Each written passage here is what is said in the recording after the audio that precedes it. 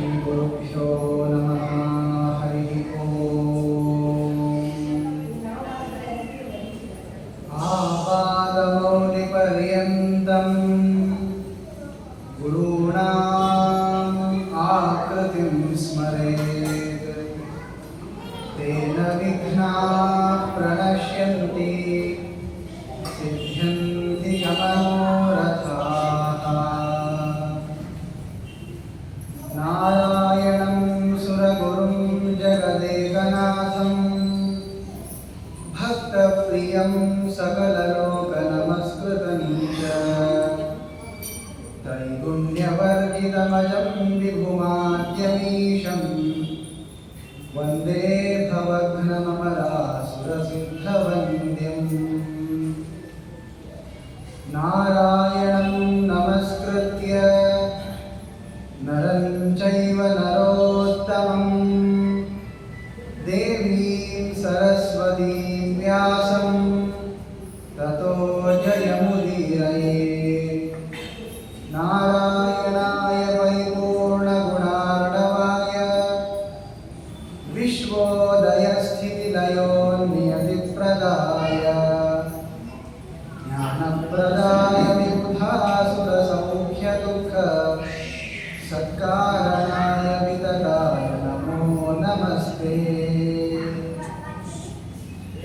यस्य त्रीण्युदितानि वेदवचने रूपाणि दिव्यान्यलं बट् तद्दर्शकमित्थमेव निहितं देवस्य भर्गो महत्। वायो रामवचोनयं प्रथमकं वृक्षो द्वितीयं वपुः मध्वो यत्तु तृतीयमेतदमुना ग्रन्थः कृतः केशवे। अस्मद्गुरुसमारम्भां टीकाकृत्पादमध्यगां श्रीमदाचार्यपर्यन्तां वन्दे गुरुपरम्पराम्।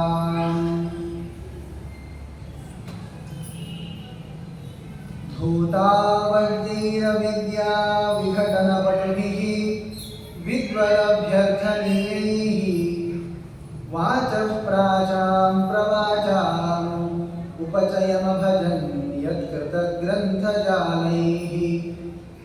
सङ्ख्यावन्तो यमाहुः मुहुरखिलकलामूर्तिमुद्वेलकीर्तिः धीरश्रीराघवेन्द्रः सदिशतु सततं भव्यव्याहतन्नः। रघुपतिपदपाथो जातगन्धाभिनन्दी निखिलनिगमचर्चा सद्विलासैकशौण्डः जयति स यतिकुलेशः सत्यसङ्कल्पनामा गुहुरखिलबुधानां भक्तिवैराग्यरागः। धर्मो विवर्धति युधिष्ठिरकीर्तनेन पापं प्रणश्यति मृगोदरकीर्तनेन शत्रुर्विनश्यति धनञ्जयकीर्तनेन मातृसुतौ कथयतां न भवन्ति रोगाः।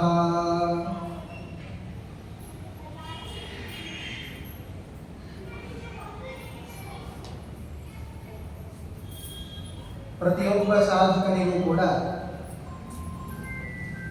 ಅಪೇಕ್ಷಿತವಾಗಿರುವಂತಹ ಸುಖವನ್ನು ಭಗವಂತನೇ ಕೊಡೋರು.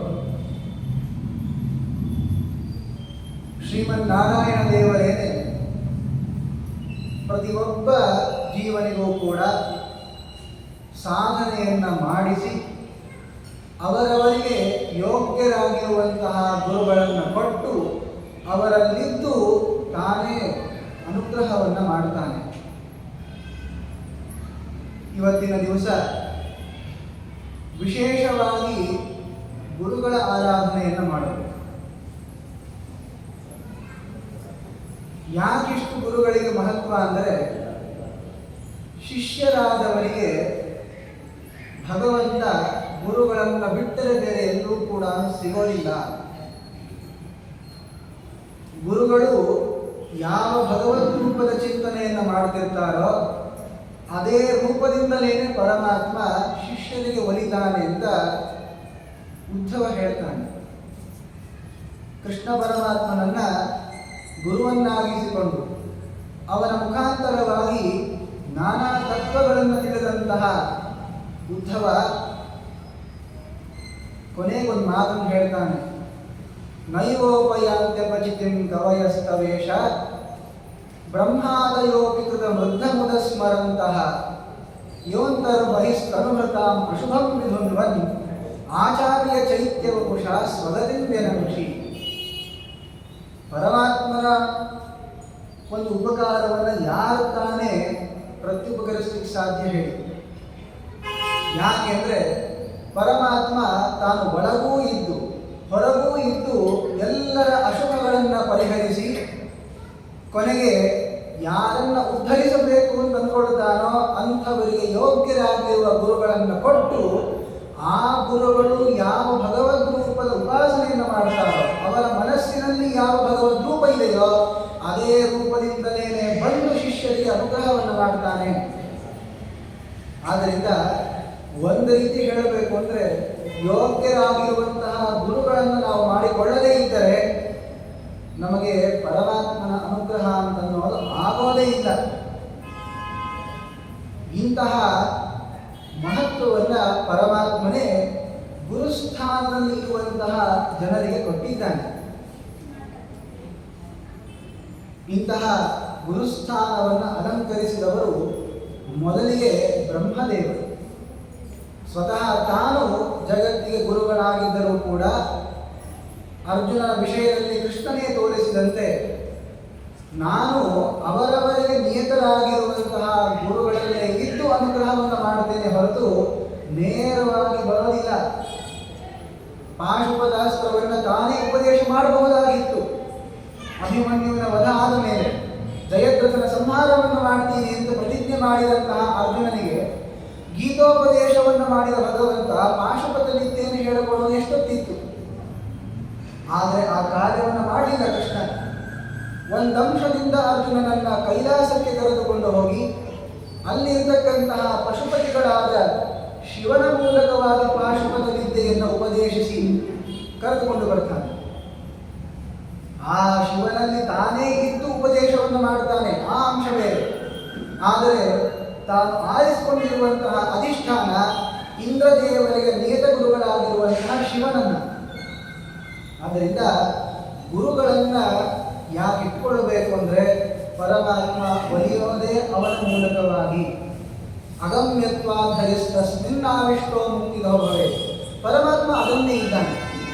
ಆಗ ಎಲ್ಲಿದ್ದಾನೆ ಅನ್ನೋದನ್ನ ಯಾರು ಹುಡುಕ್ಲಿಕ್ಕಾಗಲ್ಲ. ಅದಕ್ಕೋಸ್ಕರ ಅವನೇನೇ ಗುರುಗಳಲ್ಲಿದ್ದು ನಾನು ಇದ್ದೀನಪ್ಪ ಅಂತ ತೋರಿಸ್ತಾನೆ. ಇಷ್ಟು ಮಹತ್ವವನ್ನು ಗುರುಗಳಿಗೆ ಭಗವಂತನೇ ಕೊಟ್ಟಿರುವ ಕಾರಣದಿಂದ ಆ ಗುರುಸ್ಥಾನದಲ್ಲಿ ಬ್ರಹ್ಮದೇವರು, ಅವರ ಹೊರಗೆ ಬರುವಂತಹ ಮುಖ್ಯಪ್ರಾಣ ದೇವರು ಎಲ್ಲರಿಗೂ ಕೂಡ ಗುರುಗಳು. ಇಂಥವರಿಗೆ ಗುರುಗಳಲ್ಲ ಅಂತ ಆಗೋದೇ ಇಲ್ಲ. ನಂತರದಲ್ಲಿ ಎಲ್ಲ ತತ್ವಾಭಿಮಾನಿ ದೇವತೆಗಳು. ಅಷ್ಟೇ ಅಲ್ಲ, ಯಾರೆಲ್ಲರೂ ಕೂಡ ನಮಗಿಂತಲೂ ಯೋಗ್ಯತೆಯಲ್ಲಿ ಅಧಿಕರಿದ್ದಾರೆ ಅವರೆಲ್ಲರೂ ಕೂಡ ನಮಗೆ ಗುರುಗಳಾಗಿದ್ದಾರೆ.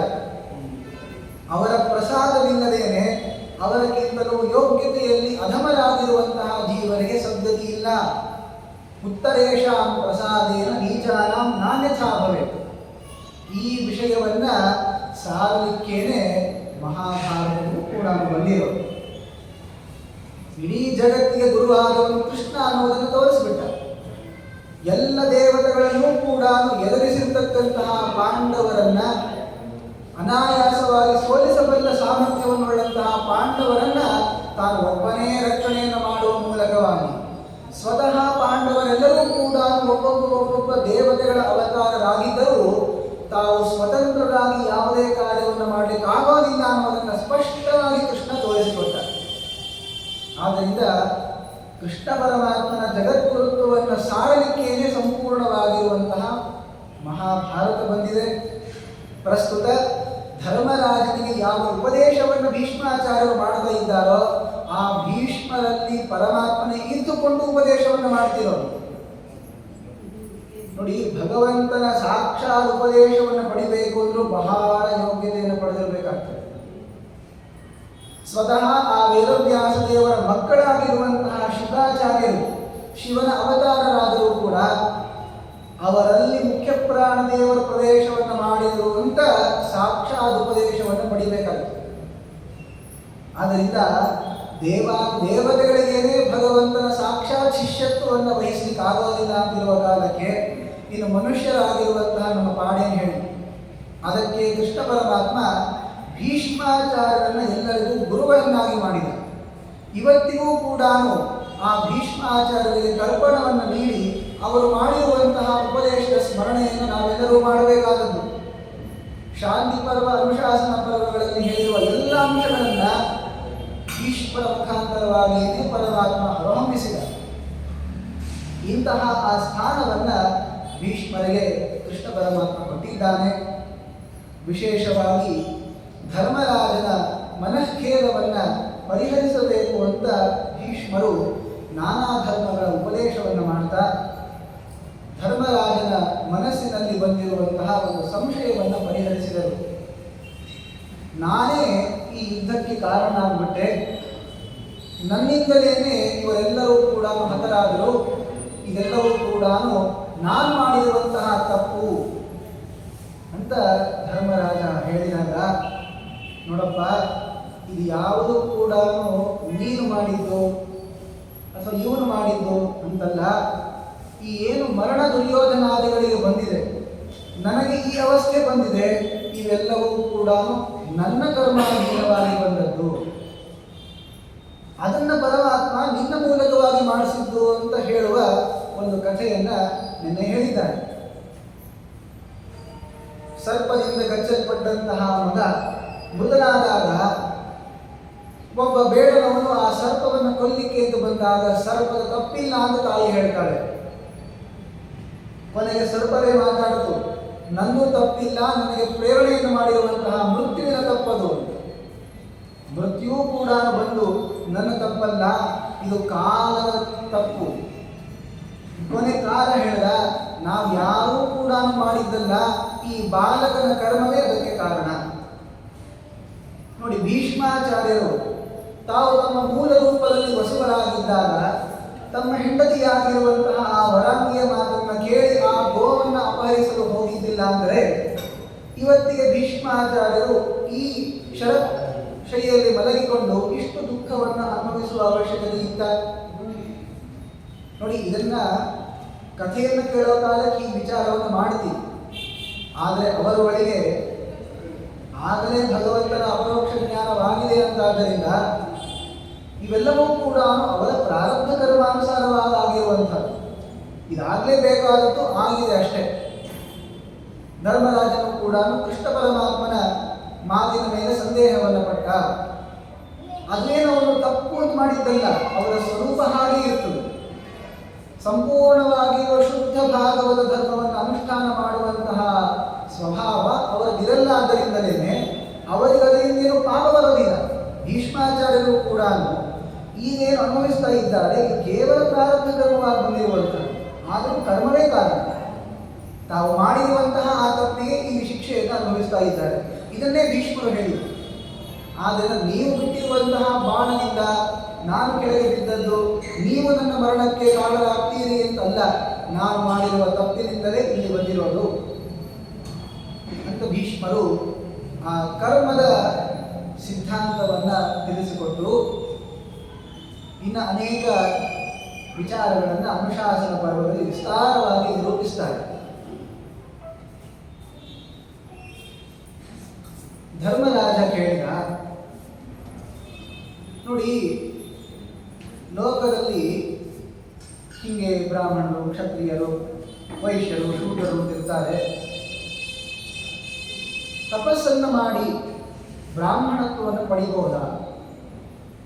ನಮ್ಗೆ ಬೇಕು ಅಂದರೆ ಸ್ವೀಕಾರ ಮಾಡಬಹುದಾ ಅಂತ ನಾವು ಪ್ರಶ್ನೆಯನ್ನು ಕೇಳಿದೆ. ಆದ್ದರಿಂದ ಯಾರಾದರೂ ಕೂಡ ತಮ್ಮ ಇಚ್ಛಾ ಪುರಸ್ಸರವಾಗಿ ಶರೀರವನ್ನು ಬಿಡದೇನೆ ಬ್ರಾಹ್ಮಣರಾಗಿದ್ದಾರ ಹೇಳಿ ಅನ್ನುವ ಒಂದು ಪ್ರಶ್ನೆಯನ್ನು ಮಾಡ್ತಾನೆ. ಆಗ ಅದು ದುರ್ಲಭವಾದದ್ದು, ಅದನ್ನು ಯಾರೂ ಕೂಡ ಹೀಗೆ ಪಡಿಲಿಕ್ಕೆ ಅಂತ ಆಗೋದಿಲ್ಲ ಅನ್ನೋದನ್ನ ಭೀಷ್ಮಾಚಾರ್ಯರು ಒಂದು ಕಥೆಯನ್ನು ಹೇಳುವ ಮೂಲಕವಾಗಿ ಹೇಳ್ತಾರೆ. ಬ್ರಾಹ್ಮಣ್ಯಂ ಅತಿ ದುಷ್ಪ್ರಾಪ್ಯಂ ವರ್ಣೈ ಕ್ಷತ್ರಾದಿಭಿಸ್ತ್ರಿಭಿಃ ಪರಂ ಹಿ ಸರ್ವಭೂತಾನಾಂ ಸ್ಥಾನಮೇತದ್ಯುಧಿಷ್ಠಿರ. ನೋಡೋ ಧರ್ಮರಾಜ, ನಾವು ಬಯಸಿದ್ದನ್ನ ತಪಸ್ಸಿನ ಮೂಲಕವಾಗಿ ಎಲ್ಲವನ್ನೂ ಕೂಡ ಪಡೆಯಲಿಕ್ಕೆ ಅಂತ ಆಗೋದಿಲ್ಲ. ಅದರಲ್ಲಿ ವಿಶೇಷವಾಗಿ ಯಾವ ಬ್ರಹ್ಮಜ್ಞಾನವನ್ನು ಪಡೆಯುವಂತಹ ದೊಡ್ಡದಾಗಿರುವ ಜವಾಬ್ದಾರಿಯನ್ನು ಹೊತ್ತಿರುವಂತಹ ಬ್ರಾಹ್ಮಣತ್ವ ಇದೆ, ಅದನ್ನು ಅಷ್ಟು ಸುಲಭವಾಗಿ ಪಡೆಯಲಿಕ್ಕೆ ಆಗೋದಿಲ್ಲ. ಇದರ ಒಂದು ಕಥೆಯನ್ನು ಹೇಳ್ತೀನಿ ಅಂತ ವಿಚಾರವನ್ನು ಹೇಳ್ತಾರೆ. ಮತಂಗಸ್ಯ ಚ ಸಂವಾದಂ ಗರ್ದಭ್ಯಾಶ್ಚ ಯುಧಿಷ್ಠಿರ. ಮತಂಗ ಅಂತ ಒಬ್ಬ ವ್ಯಕ್ತಿ ಇದ್ದಾನೆ. ಆತ ಹಾಗೂ ಒಂದು ಹೆಣ್ಣು ಕತ್ತೆ, ಇವರಿಬ್ಬರ ಸಂವಾದದಲ್ಲಿ ಬಂದಿರುವ ಒಂದು ಅಂಶವನ್ನು ಹೇಳ್ತೀನಿ.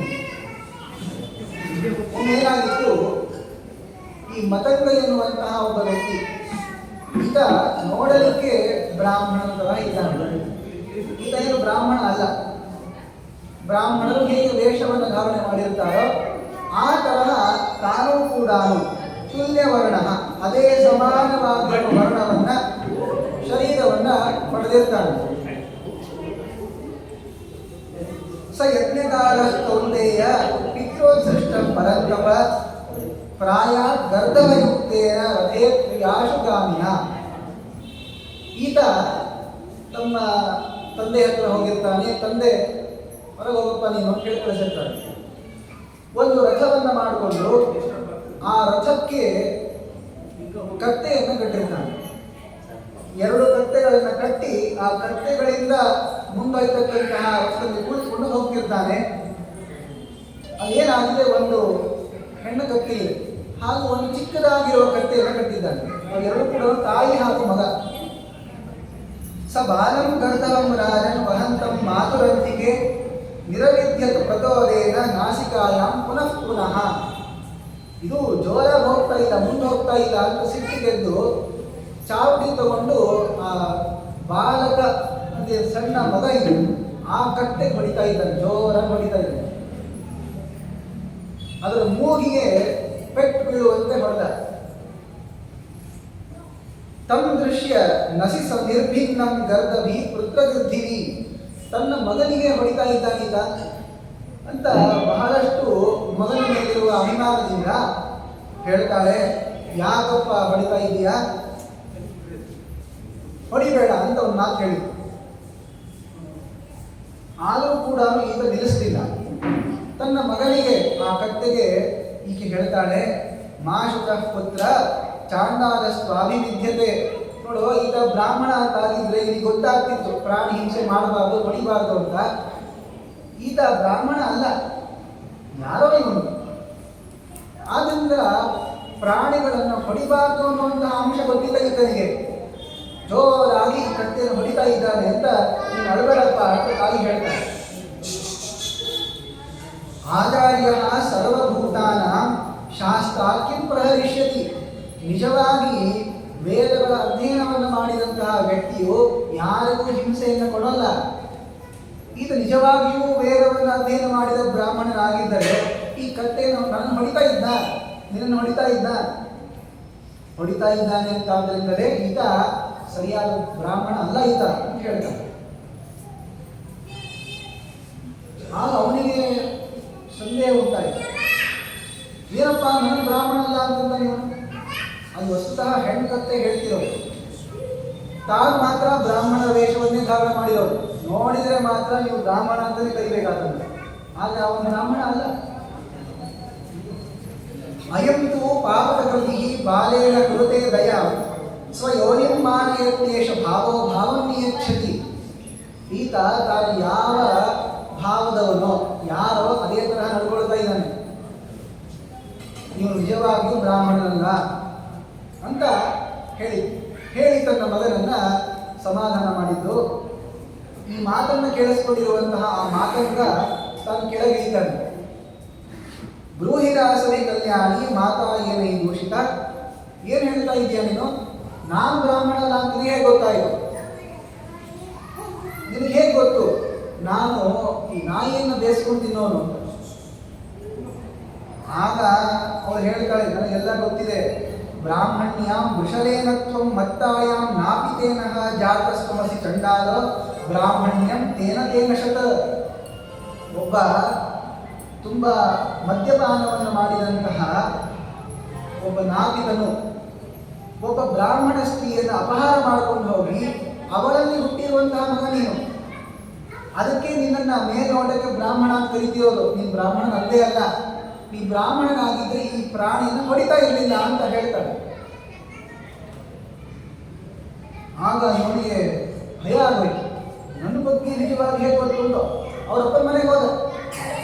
ಯಾಕೆಂದರೆ ನಾನು ಹೇಗೆ ಹುಟ್ಟಿದ್ದೀನಿ ನನಗೆ ಗೊತ್ತಿಲ್ಲ, ಆದರೆ ಈ ಕತ್ತೆ ಗೊತ್ತಿದೆ ಅಂತ ಓಡಿ ಬಂದು ಅವರಪ್ಪನ ಕೇಳ್ತಾನೆ. ಆಗ ಬಂದು ಕೇಳ್ತಾನೆ, ಇದು ಆಗಿದ್ದು ನಿಜನಾ? ನಿಜವಾಗಿಯೂ ಕೂಡ ನೀನು ಮದ್ಯಪಾನವನ್ನು ಮಾಡಿ ಅನ್ಯ ಸ್ತ್ರೀಯನ್ನ ಎಳ್ಕೊಂಡು ಬಿಟ್ಟು ನನ್ನನ್ನು ಮುಗಿಸಿರೋದ? ಹೌದು ಅಂತ. ಹೌದಪ್ಪ, ನಿಜ ಅಂದ. ಬ್ರಾಹ್ಮಣ್ಯಾಂ ವೃಷರಾಜ್ಯಾತಂ ಪಿತೃದೇವಯತೆ ಹಿಮಾಂ. ನಾನು ಈ ಥರ ಹುಟ್ಟಿರೋದ? ನಾನು ಬ್ರಾಹ್ಮಣನಲ್ವ ಅಂತ ಅವನು. ಅಲ್ಲ ಅಂತಂದ ಅವನು.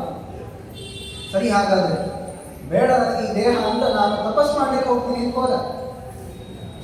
ದೊಡ್ಡದಾಗಿರುವಂತಹ ಅರಣ್ಯವನ್ನು ಪ್ರವೇಶ ಮಾಡಿ ಏನು ಘೋರವಾಗಿರುವ ತಪಸ್ಸನ್ನು ಮಾಡ್ತಾ ಇದ್ದಾನೆ. ಎಲ್ಲ ಸುಖವನ್ನು ಕೂಡ ಬಿಟ್ಟ ಅಂತ ಇದ್ದಾನೆ. ನೋಡಿ, ತಪಸ್ಸನ್ನು ಮಾಡಿದರೆ ಏನೋ ಸಿಕ್ಬಿಡ್ತದೆ, ಈ ಬ್ರಾಹ್ಮಣ್ಯ ಸಿಗದೆ ಇರ್ತದ ಅಂತ ನಾನು ಹೋದ. ಬಹಳ ವರ್ಷಗಟ್ಟಲೆ ತಪಸ್ಸನ್ನು ಮಾಡಿದ ಮೇಲೆ ಇಂದ್ರ ಪ್ರಸನ್ನನಾಗಿ ಬಂದು ಕೇಳ್ತಾನೆ, ಮತಂಗ ತಪ್ಸಸೆ ಕಿಂತ್ವಂ ಭೋಗಾನ್ ಉತ್ಸೃಜ್ಯ ಮಾನುಷಾನ್ ವರಂ ದದಾಮಿ ತೇ ಹಂತ ವೃಣೀಶ್ವಂ ತ್ವಂ ಯದೀಚ್ಛಸಿ. ಯಾಕೋ ಮಾತಂಗ ಎಷ್ಟು ತಪಸ್ ಮಾಡ್ತಾ ಇದೀಯ? ನಿನಗೇನು ಬೇಕು? ನಾನು ಕೊಡ್ತೀನಿ ಅಂತ ಇಂದ್ರ. ಬ್ರಾಹ್ಮಣ್ಯಂ ಕಾಮಯಾಮೋಹಂ, ನನಗೆ ಬ್ರಾಹ್ಮಣತ್ವ ಬರಬೇಕು, ಅದಕ್ಕೆ ತಪಸ್ಸನ್ನು ಮಾಡ್ತಾ ಇದ್ದೀನಿ ಅಂತ ಹೇಳಿದಾಗ ಇಂದ್ರದೇವರು ಹೇಳ್ತಾರೆ, ನೋಡಪ್ಪ, ಹಾಗೆಲ್ಲ ನಾವು ಅಂದುಕೊಂಡ ಮಾತ್ರಕ್ಕೆ ನಾವು ಹುಟ್ಟಲಿಕ್ಕಾಗಲ್ಲ. ಈಗ ಅವನಿಗೆ ಬ್ರಾಹ್ಮಣ ಬೇಕು ಅಂತ ಈಗ ತಪಸ್ ಮಾಡ್ತಾ ಇದ್ದಾನೆ. ಈಗ ಯಾರೋ ಕೂತ್ಕೊಂಡ್ರೆ ನಾವು ಸ್ತ್ರೀ ಆಗಬೇಕು ಅಂತ ಅಂದ್ಕೊಂಡ್ರೆ ತಪಸ್ ಮಾಡ್ತಾ ಕೂತ್ಕೊಂಡ್ರೆ ಆಗ್ಬಿಡ್ತೀವ? ಇಲ್ಲ ನನ್ನ ಪಕ್ಷಿ ಆಗಬೇಕು ಅಂತ ಅಂದ್ಕೊಂಡ್ರೆ ಆಗ್ಬಿಡ್ಲಿಕ್ಕಾಗ್ತದ? ಪಾಪ ಚಿಕ್ಕ ಹುಡುಗರು ನೋಡ್ತಿರ್ತಾವೆ ಆಕಾಶದಲ್ಲಿ, ಓ ಪಕ್ಷಿ ಎಷ್ಟು ಚಂದಾಗಿ ಹಾರಾಡ್ತಾ ಇದೆ, ನಾನು ಪಕ್ಷಿ ಯಾಕಾಗಿರಬಾರ್ದು ಅಂತ. ಅದಕ್ಕೇನು ಗೊತ್ತಿದೆ? ನಾಳೆ ಆ ಪಕ್ಷಿ ಆದರೆ ಯಾರೋ ಬಂಧನಲ್ಲಿ ಹಾಕಿಟ್ಬಿಟ್ರೆ ಮುಂದೆ ಹೋಗ್ಲಿಕ್ಕಾಗಲ್ಲ, ಹಿಂದೆ ಹೋಗ್ಲಿಕ್ಕಾಗಲ್ಲ. ಅದಕ್ಕಿಂತಲೂ ಏನು ಹುಟ್ಟಿದ್ದೇವೆ ಅದೇ ಸರಿಯಾಗಿರೋದು. ಹಾಗಂತೇಳಿ ಯಾವುದೋ ಚಂದ ಕಾಣಿಸ್ತು ಅಂತ ಅದನ್ನು ಪಡಿಲಿಕ್ಕೆ ಅಂತ ಆಗೋದಿಲ್ಲಪ್ಪ. ಆದ್ರಿಂದ ಬ್ರಾಹ್ಮಣ್ಯವನ್ನ ಈ ತಪಸ್ಸಿನಿಂದ ಪಡಿಲಿಕ್ಕೆ ಆಗಲ್ಲ, ಅದು ದೇವರು ಕೊಡಬೇಕಾದದ್ದು. ಬಿಟ್ಬಿಡು, ನಿನಗೆ ಬೇರೆ ಏನು ಬರಬೇಕು ಕೇಳು ಅಂತಂದ. ಸಾಧ್ಯನೇ ಇಲ್ಲ ಅಂದವನು. ನಾ ಮತ್ತೆ ತಪಸ್ಸು ಮಾಡುತ್ತೀನಿ ಅಂತ. ಹೀಗೆ ಮತ್ತೆ ತಪಸ್ಸಿನಲ್ಲಿ ನಿರತನಾದ. 100 ವರ್ಷಗಳ ಪರ್ಯಂತ ಹಾಗೆ ಒಂದೇ ಒಂದು ಪಾದದ ಮೇಲೆ ನಿಂತುಕೊಂಡು ತಪಸ್ಸನ್ನು ಮಾಡ್ತಾ ಇದ್ದಾನೆ. ಆಗ ಇಂದ್ರ ಮತ್ತೆ ಪ್ರಸನ್ನನಾದ. ಮತ್ತೆ ಬರ್ತಾನೆ, ಏನ್ ಬೇಕಪ್ಪ ನಿನಗೆ? ಬ್ರಾಹ್ಮಣತ್ವ ಬೇಕ್ರಿ. ಅದಕ್ಕೆ ಇಂದ್ರ ಹೇಳ್ತಾನೆ, ನೋಡಪ್ಪ, ಏನೋ ಒಂದು ಪುಣ್ಯ ಮಾಡಿದ್ದಕ್ಕೆ ಹುಟ್ಟುತ್ತಾರೆ, ಅಲ್ಲಿಂದ ಪ್ರಾರಂಭ. ಈಗ ಹುಟ್ಟದೇ ಇರೋರು ಎಷ್ಟು ಜನ ಇದ್ದಾರೆ ಅಂತ ಏನಾದರೂ ಗೊತ್ತಿದೆ ನಿಮಗೆ? ಹುಟ್ಟಿದವ್ರ ಬಗ್ಗೆ ಗೊತ್ತಿದೆ, ಅದು ಎಷ್ಟು ಗೊತ್ತಿದೆ? ನಮ್ಮ ಕಣ್ಮುಂದೆ ಎಷ್ಟು ಜನ ಬರ್ತಾರೆ, ನಮ್ಮ ಊರಲ್ಲಿ ಎಷ್ಟು ಜನ ಭೇಟಿಯಾಗಿದ್ದಾರೆ, ಇವರೆಲ್ಲ ಹುಟ್ಟಿದ್ದಾರೆ ಅಂತ ತಿಳ್ಕೊಳ್ಬೋದು. ಏನೋ ಪುಣ್ಯ ಮಾಡಿದ್ದಕ್ಕೆ ಶರೀರ ಬರ್ತದೆ ಮತ್ತು ಅಂತಹ ಉತ್ತಮವಾಗಿರುವ ಪುಣ್ಯ ಬಹಳಷ್ಟು ಒಳ್ಳೆಯದಿತ್ತು ಅಂದ್ರೆ ಮನುಷ್ಯನಾಗ್ತಾನೆ.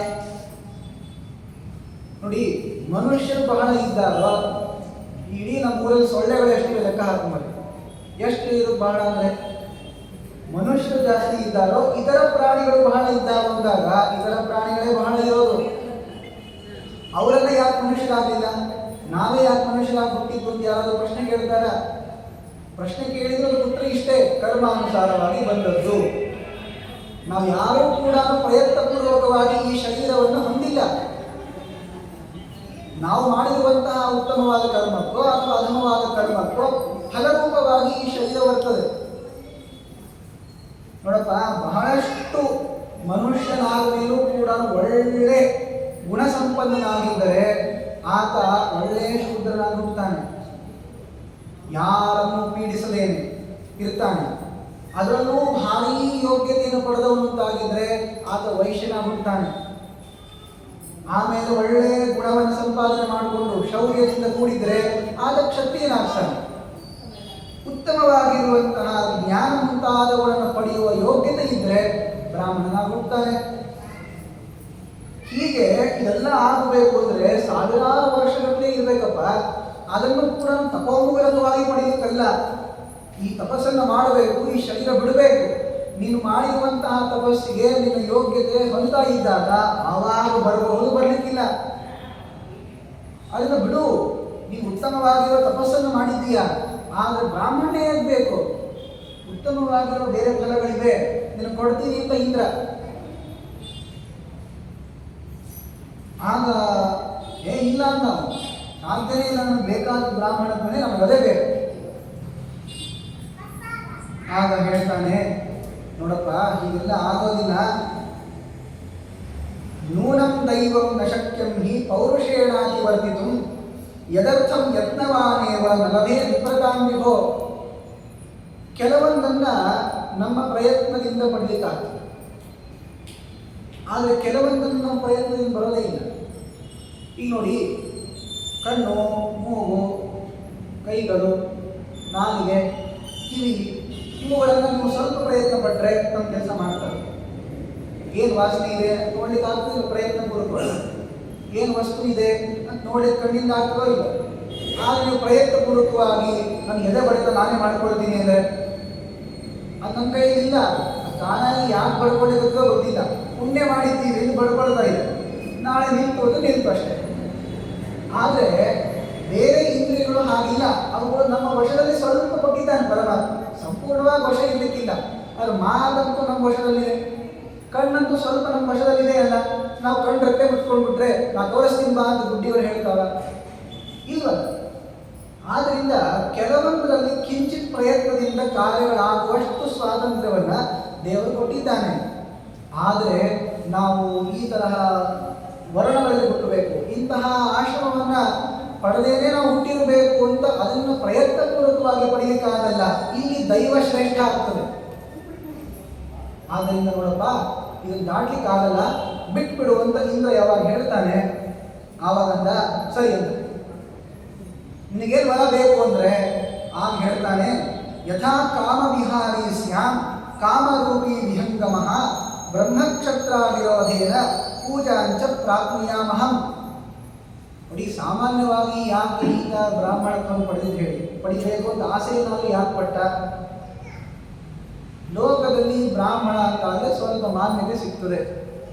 ಯಾವಾಗಲೂ ಇಷ್ಟೇ ಅಲ್ಲೇನು, ಬ್ರಾಹ್ಮಣನಾಗಿ ಮುಂದೆ ತಪಸ್ ಮಾಡ್ತಾನೋ, ಅಧ್ಯಯನವನ್ನು ಮಾಡ್ತಾನೋ, ಅಹಿಂಸಾ ಮುಂತಾದ ಧರ್ಮಗಳನ್ನು ಪರಿಪಾಲನೆ ಮಾಡ್ತಾನೋ ಇಲ್ಲೋ ಅದು ಗೊತ್ತಿಲ್ಲ. ಆದರೆ ಬ್ರಾಹ್ಮಣ ಅಂತ ಮಾತ್ರಕ್ಕೆ ಲೋಕದಲ್ಲಿ ಒಂದು ಗೌರವ ಇರ್ತದಲ್ಲ, ಅದನ್ನು ನೋಡಿಕೊಂಡು ಈತ ಬ್ರಾಹ್ಮಣ್ಯವನ್ನು ಬಯಸ್ತಾ ಇದ್ದಾರೆ. ಅದಕ್ಕೆ ಇಂದ್ರನಿಗೆ ಗೊತ್ತಾಯಿತು, ನೀನು ವರ ಬೇಕಾಗೋದಿಲ್ಲ. ಏನು ವರ ಕೇಳು ಅಂದರೆ ಆತ ಹೇಳ್ತಾನೆ, ನಾನು ಎಲ್ಲ ಕಡೆ ಸಂಚಾರ ಮಾಡುವಂತಾಗಬೇಕು. ಏನಿರ್ತಾ ಇತ್ತು ಹಿಂದಿನ ಕಾಲಕ್ಕೆ, ಕ್ಷತ್ರಿಯರ ಮನೆಗೆ ಬೇರೆ ರಾಜರು ಹೋಗಬೇಕು ಅಂದರೆ ಅನುಮತಿ ಪಡಿಬೇಕು, ಬೇರೆ ವ್ಯಕ್ತಿಗಳು ಬರಬೇಕು ಅಂದರೆ ಅನುಮತಿ ಪಡೆದು ಬರಬೇಕು ಅಂತ ಇರ್ತಿತ್ತು. ಬ್ರಾಹ್ಮಣನಿಗೆ ಅನುಮತಿ ಇರ್ತಿರಲಿಲ್ಲ. ಬ್ರಾಹ್ಮಣ ಬಂದಿದ್ದಾನೆ ಅಂತ ಬಿಡ್ರಿ ಇರ್ತಿದ್ರು. ಇದನ್ನು ನೋಡಿ ಎಷ್ಟೋದ್ರೆ ನಾವು ಬ್ರಾಹ್ಮಣರಾಗಬೇಕು ಅಂತ ಅಂದ್ಕೊಳ್ತಿದ್ವಿ. ಆದವರೆಲ್ಲ ಏನು ಸರಿಯಾಗಿ ಕೆಲಸ ಮಾಡಿದರೆ ಆ ಪ್ರಶ್ನೆ ಕೇಳಬೇಡಿ. ಇವಾಗ ಸಾಮಾನ್ಯವಾದ ಲೋಕದಲ್ಲಿ ಬ್ರಾಹ್ಮಣರಿಗೆ ಎಲ್ಲ ಕಡೆ ಹೋಗುವಂತಹ ಒಂದು ಅನುಮತಿ ಇರ್ತದೆ. ಇದನ್ನು ನೋಡಿಕೊಂಡು ಅದರಷ್ಟನ್ನೇ ನೋಡಿಕೊಂಡು, ಅಂದರೆ ಎಲ್ಲ ಕಡೆ ನಮಗೆ ಒಳಗರಿತಾರೆ ಅನ್ನೋ ಒಂದೇ ಅಂಶವನ್ನು ನೋಡ್ಕೊಂಡು ನೀವು ಬ್ರಾಹ್ಮಣ್ಯವನ್ನು ಪಡಿಬೇಕು ಅಂತ ಎಷ್ಟು ತಪಸ್ಸು ಮಾಡಿದ್ರು ಅದು ಸಿಗುವಂಥದ್ದಲ್ಲ.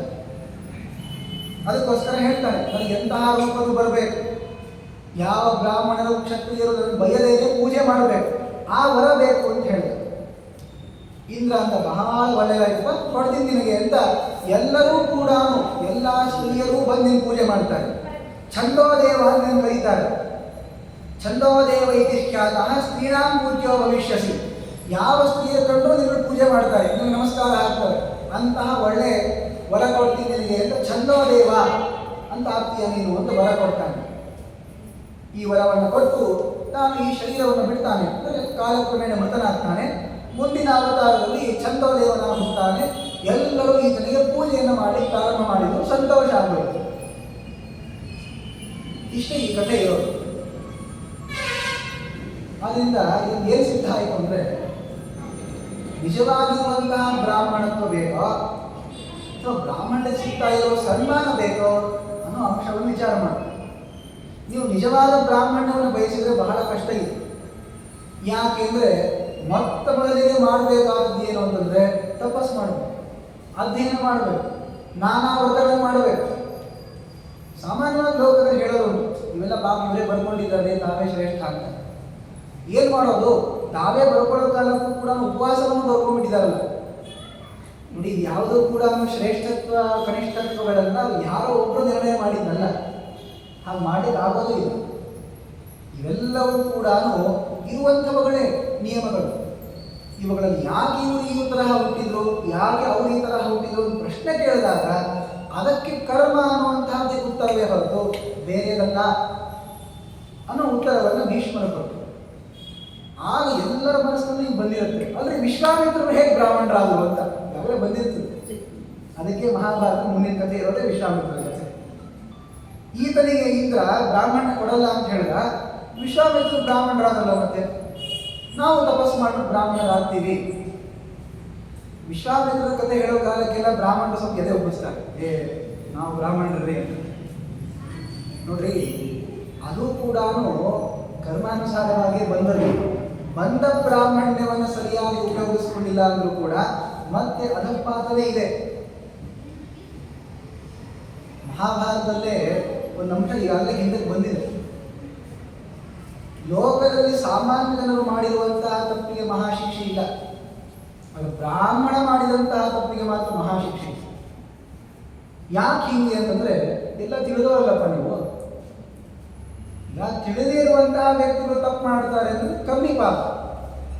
ತಿಳಿದು ಗೊತ್ತಿದೆ ಅಹಿಂಸೆಯನ್ನು ಮಾಡಬೇಕು, ಯಾರ ಮೇಲೆ ಸಿಟ್ಟು ಹೇಳಬಾರ್ದು, ಎಲ್ಲ ಕೃಷ್ಣ ಗೀತೆಯಲ್ಲಿದ್ದಾನೆ ಎಲ್ಲ ಕಡೆ ಪ್ರವಚನ ಅಂತೂ ಮಾಡಿದ್ದಾಯ್ತು, ಯಾರ ಮೇಲೆ ಮಾತ್ಸರ್ಯವನ್ನು ಮಾಡಬಾರ್ದು ಅಂತ ಹೇಳಿದ್ದು ಆಯಿತು ಅಂತ ಹೇಳ್ತಾನೆ, ಇನ್ನೊಬ್ಬ ಪ್ರವಚನಕಾರರೇ ಮಾತ್ಸರ್ಯ ಮಾಡ್ತಿರ್ತಾನೆ.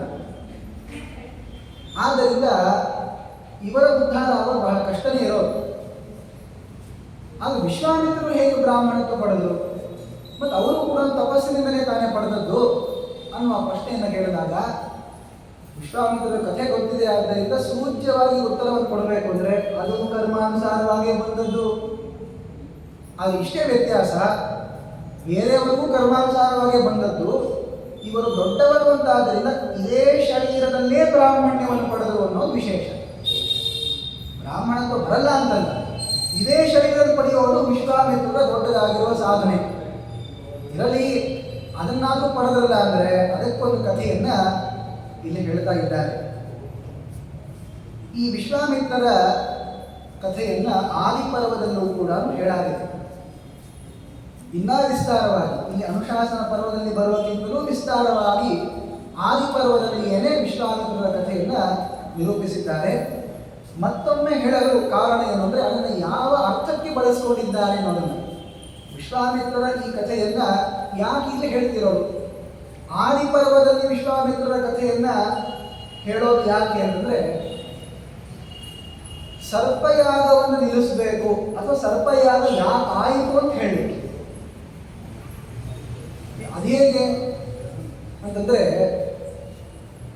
ಬರ್ತದೆ, ವಿಶ್ವಾಮಿತ್ರರು ತಾವು ಹೇಗೆ ಹುಟ್ಟಿದ್ರು ಅಂತ ಸರ್ಪಯಾಗವನ್ನು ಹೇಳೋ ಕಾಲಕ್ಕೆ ಈ ಎಲ್ಲ ಸರ್ಪಗಳಿಗೂ ಕೂಡ ಯಾಕೆ ನಾಶ ಉತ್ಪನ್ನ ಆಯಿತು, ಅವರೆಲ್ಲ ಯಾಕೆ ಸಾಯ್ತಾ ಇದ್ದಾರೆ ಅಂತ ಆ ಕಥೆಯನ್ನು ಹೇಳೋ ಕಾಲಕ್ಕೆ, ಅಮೃತ ಪ್ರಾಪ್ತಿಯ ಕಥೆಯನ್ನು ಹೇಳೋ ಕಾಲಕ್ಕೆ ಗರುಡನ ಕಥೆಯೂ ಕೂಡ ಮುಂದೆ ಬರುವಂಥದ್ದು.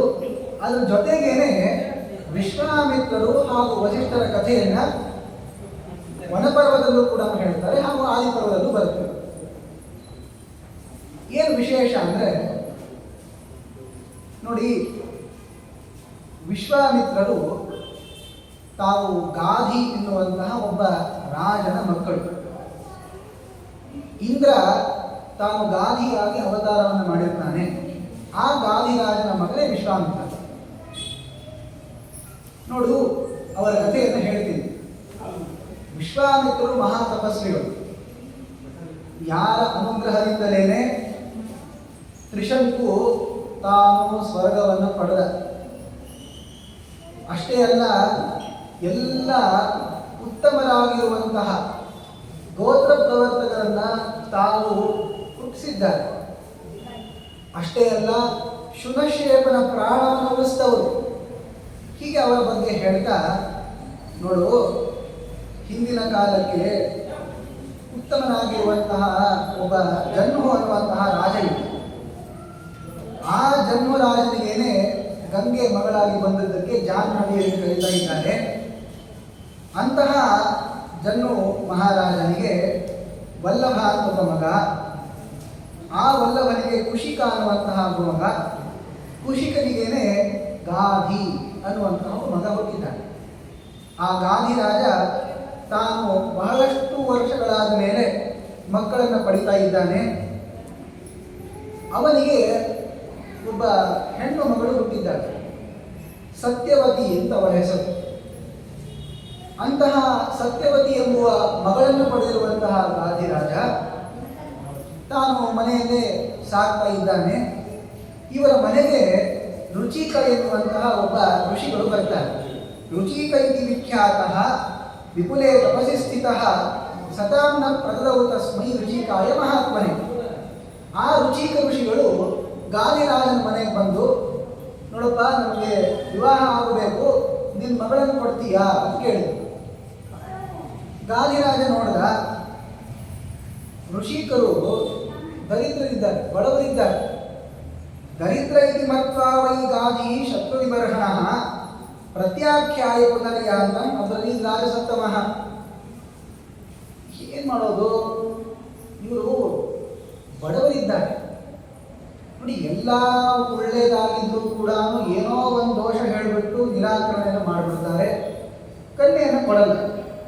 ಇನ್ನು ಸ್ಪಷ್ಟವಾಗಿ ಈ ರುಚಿಕರಲ್ಲಿ ಬಡತನ ಇದೆ, ದಾರಿದ್ರ್ಯ ಇದೆ ಅಂತ ಕಂಡು ಗಾಧಿರಾಜ ಹೇಗೆ ಕೊಡ್ತಾನೆ? ಏನು ನೀವು ಬಡವರಿದ್ದೀರಿ, ಕೊಡಲ್ಲ ಅಂತ ಹೇಳಿದ್ರು.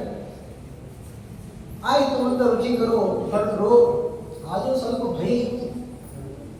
ತಾವಾಗಿ ಋಷಿಗಳು ಬಂದು ಮಗಳನ್ನು ಕೊಡಿ ಅಂತ ಕೇಳಿದ್ರು ಕೂಡ ನಾವು ಹೀಗೆ ಹೇಳಿ ಕಳಿಸ್ಬಿಟ್ರೆ ಶಾಪ ಕೊಟ್ಬಿಟ್ರೆ ಮಾಡಿ.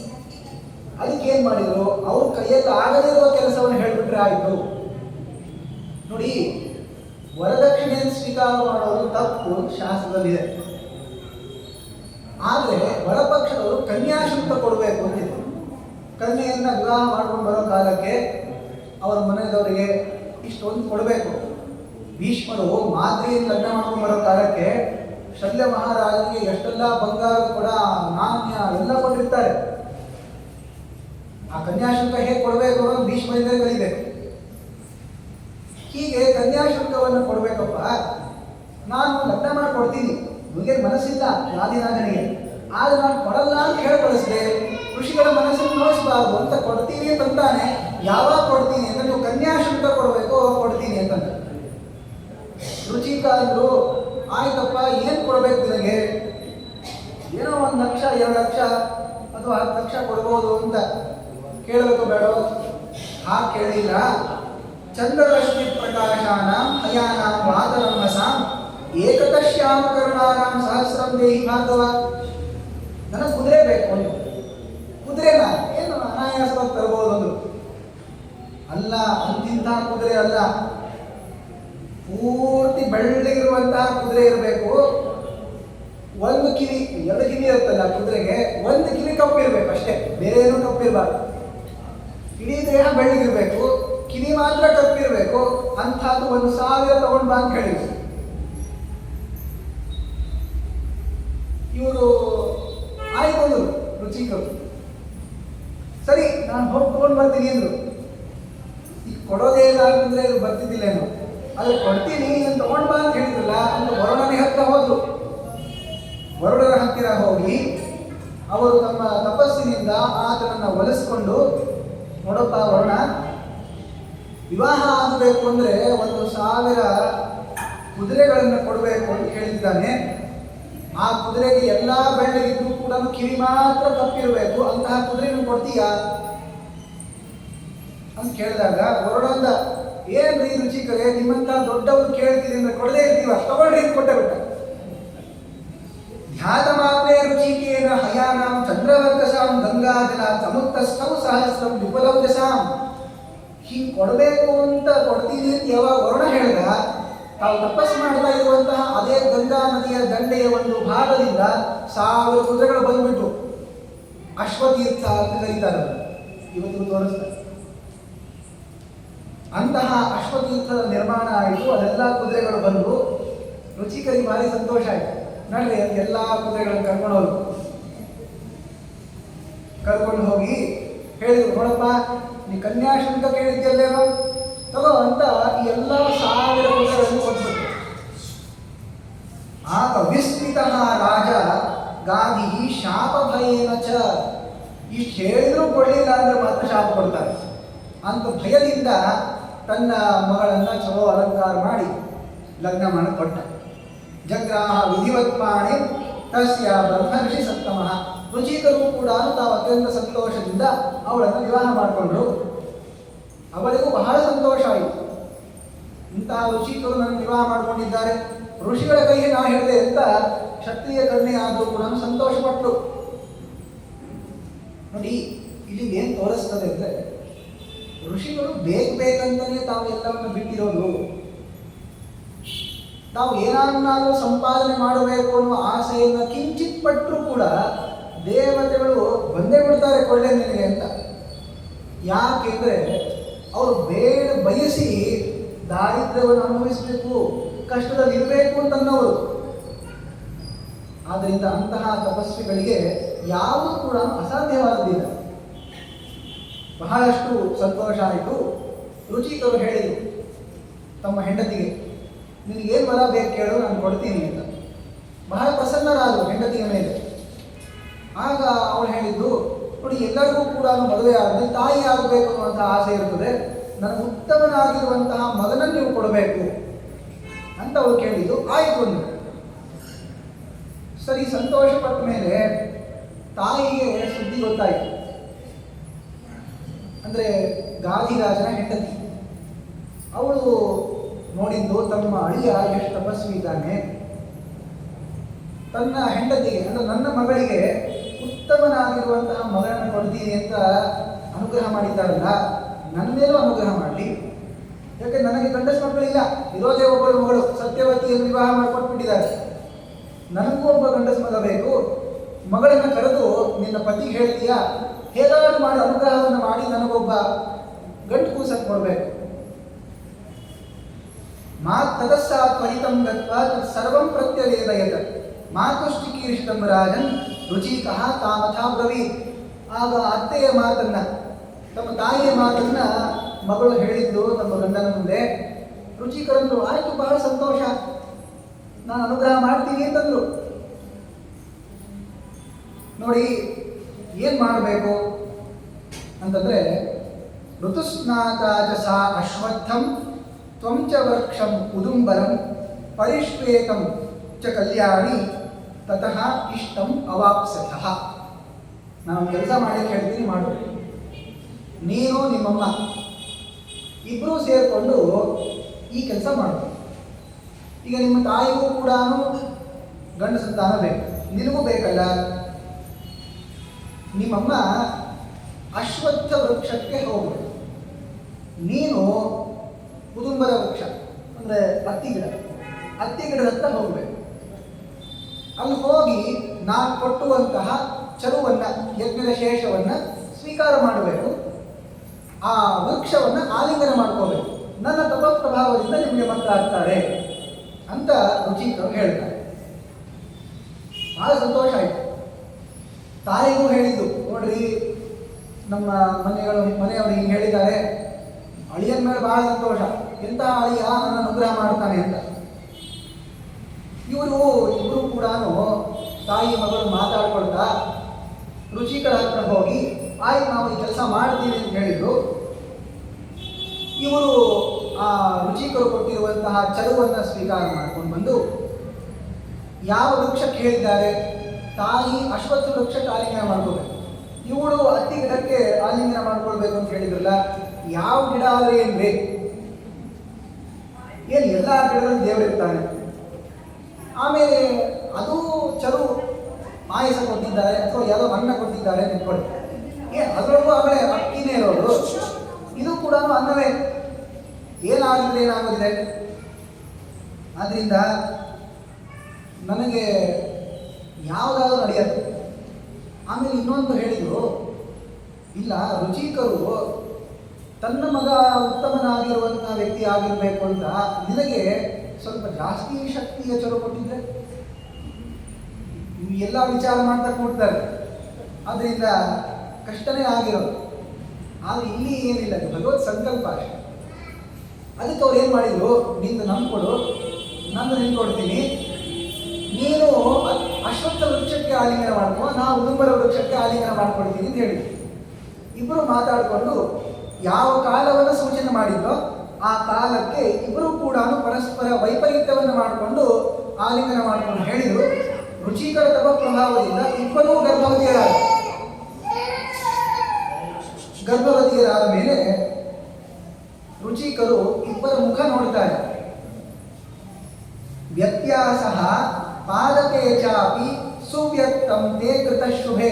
ಅವ್ರ ಮುಖ ನೋಡಿನೇ ಗೊತ್ತಾಯಿತು ಇವರಿಬ್ರು ಅದಲು ಬದಲು ಮಾಡ್ಕೊಂಡಿದ್ದಾರೆ.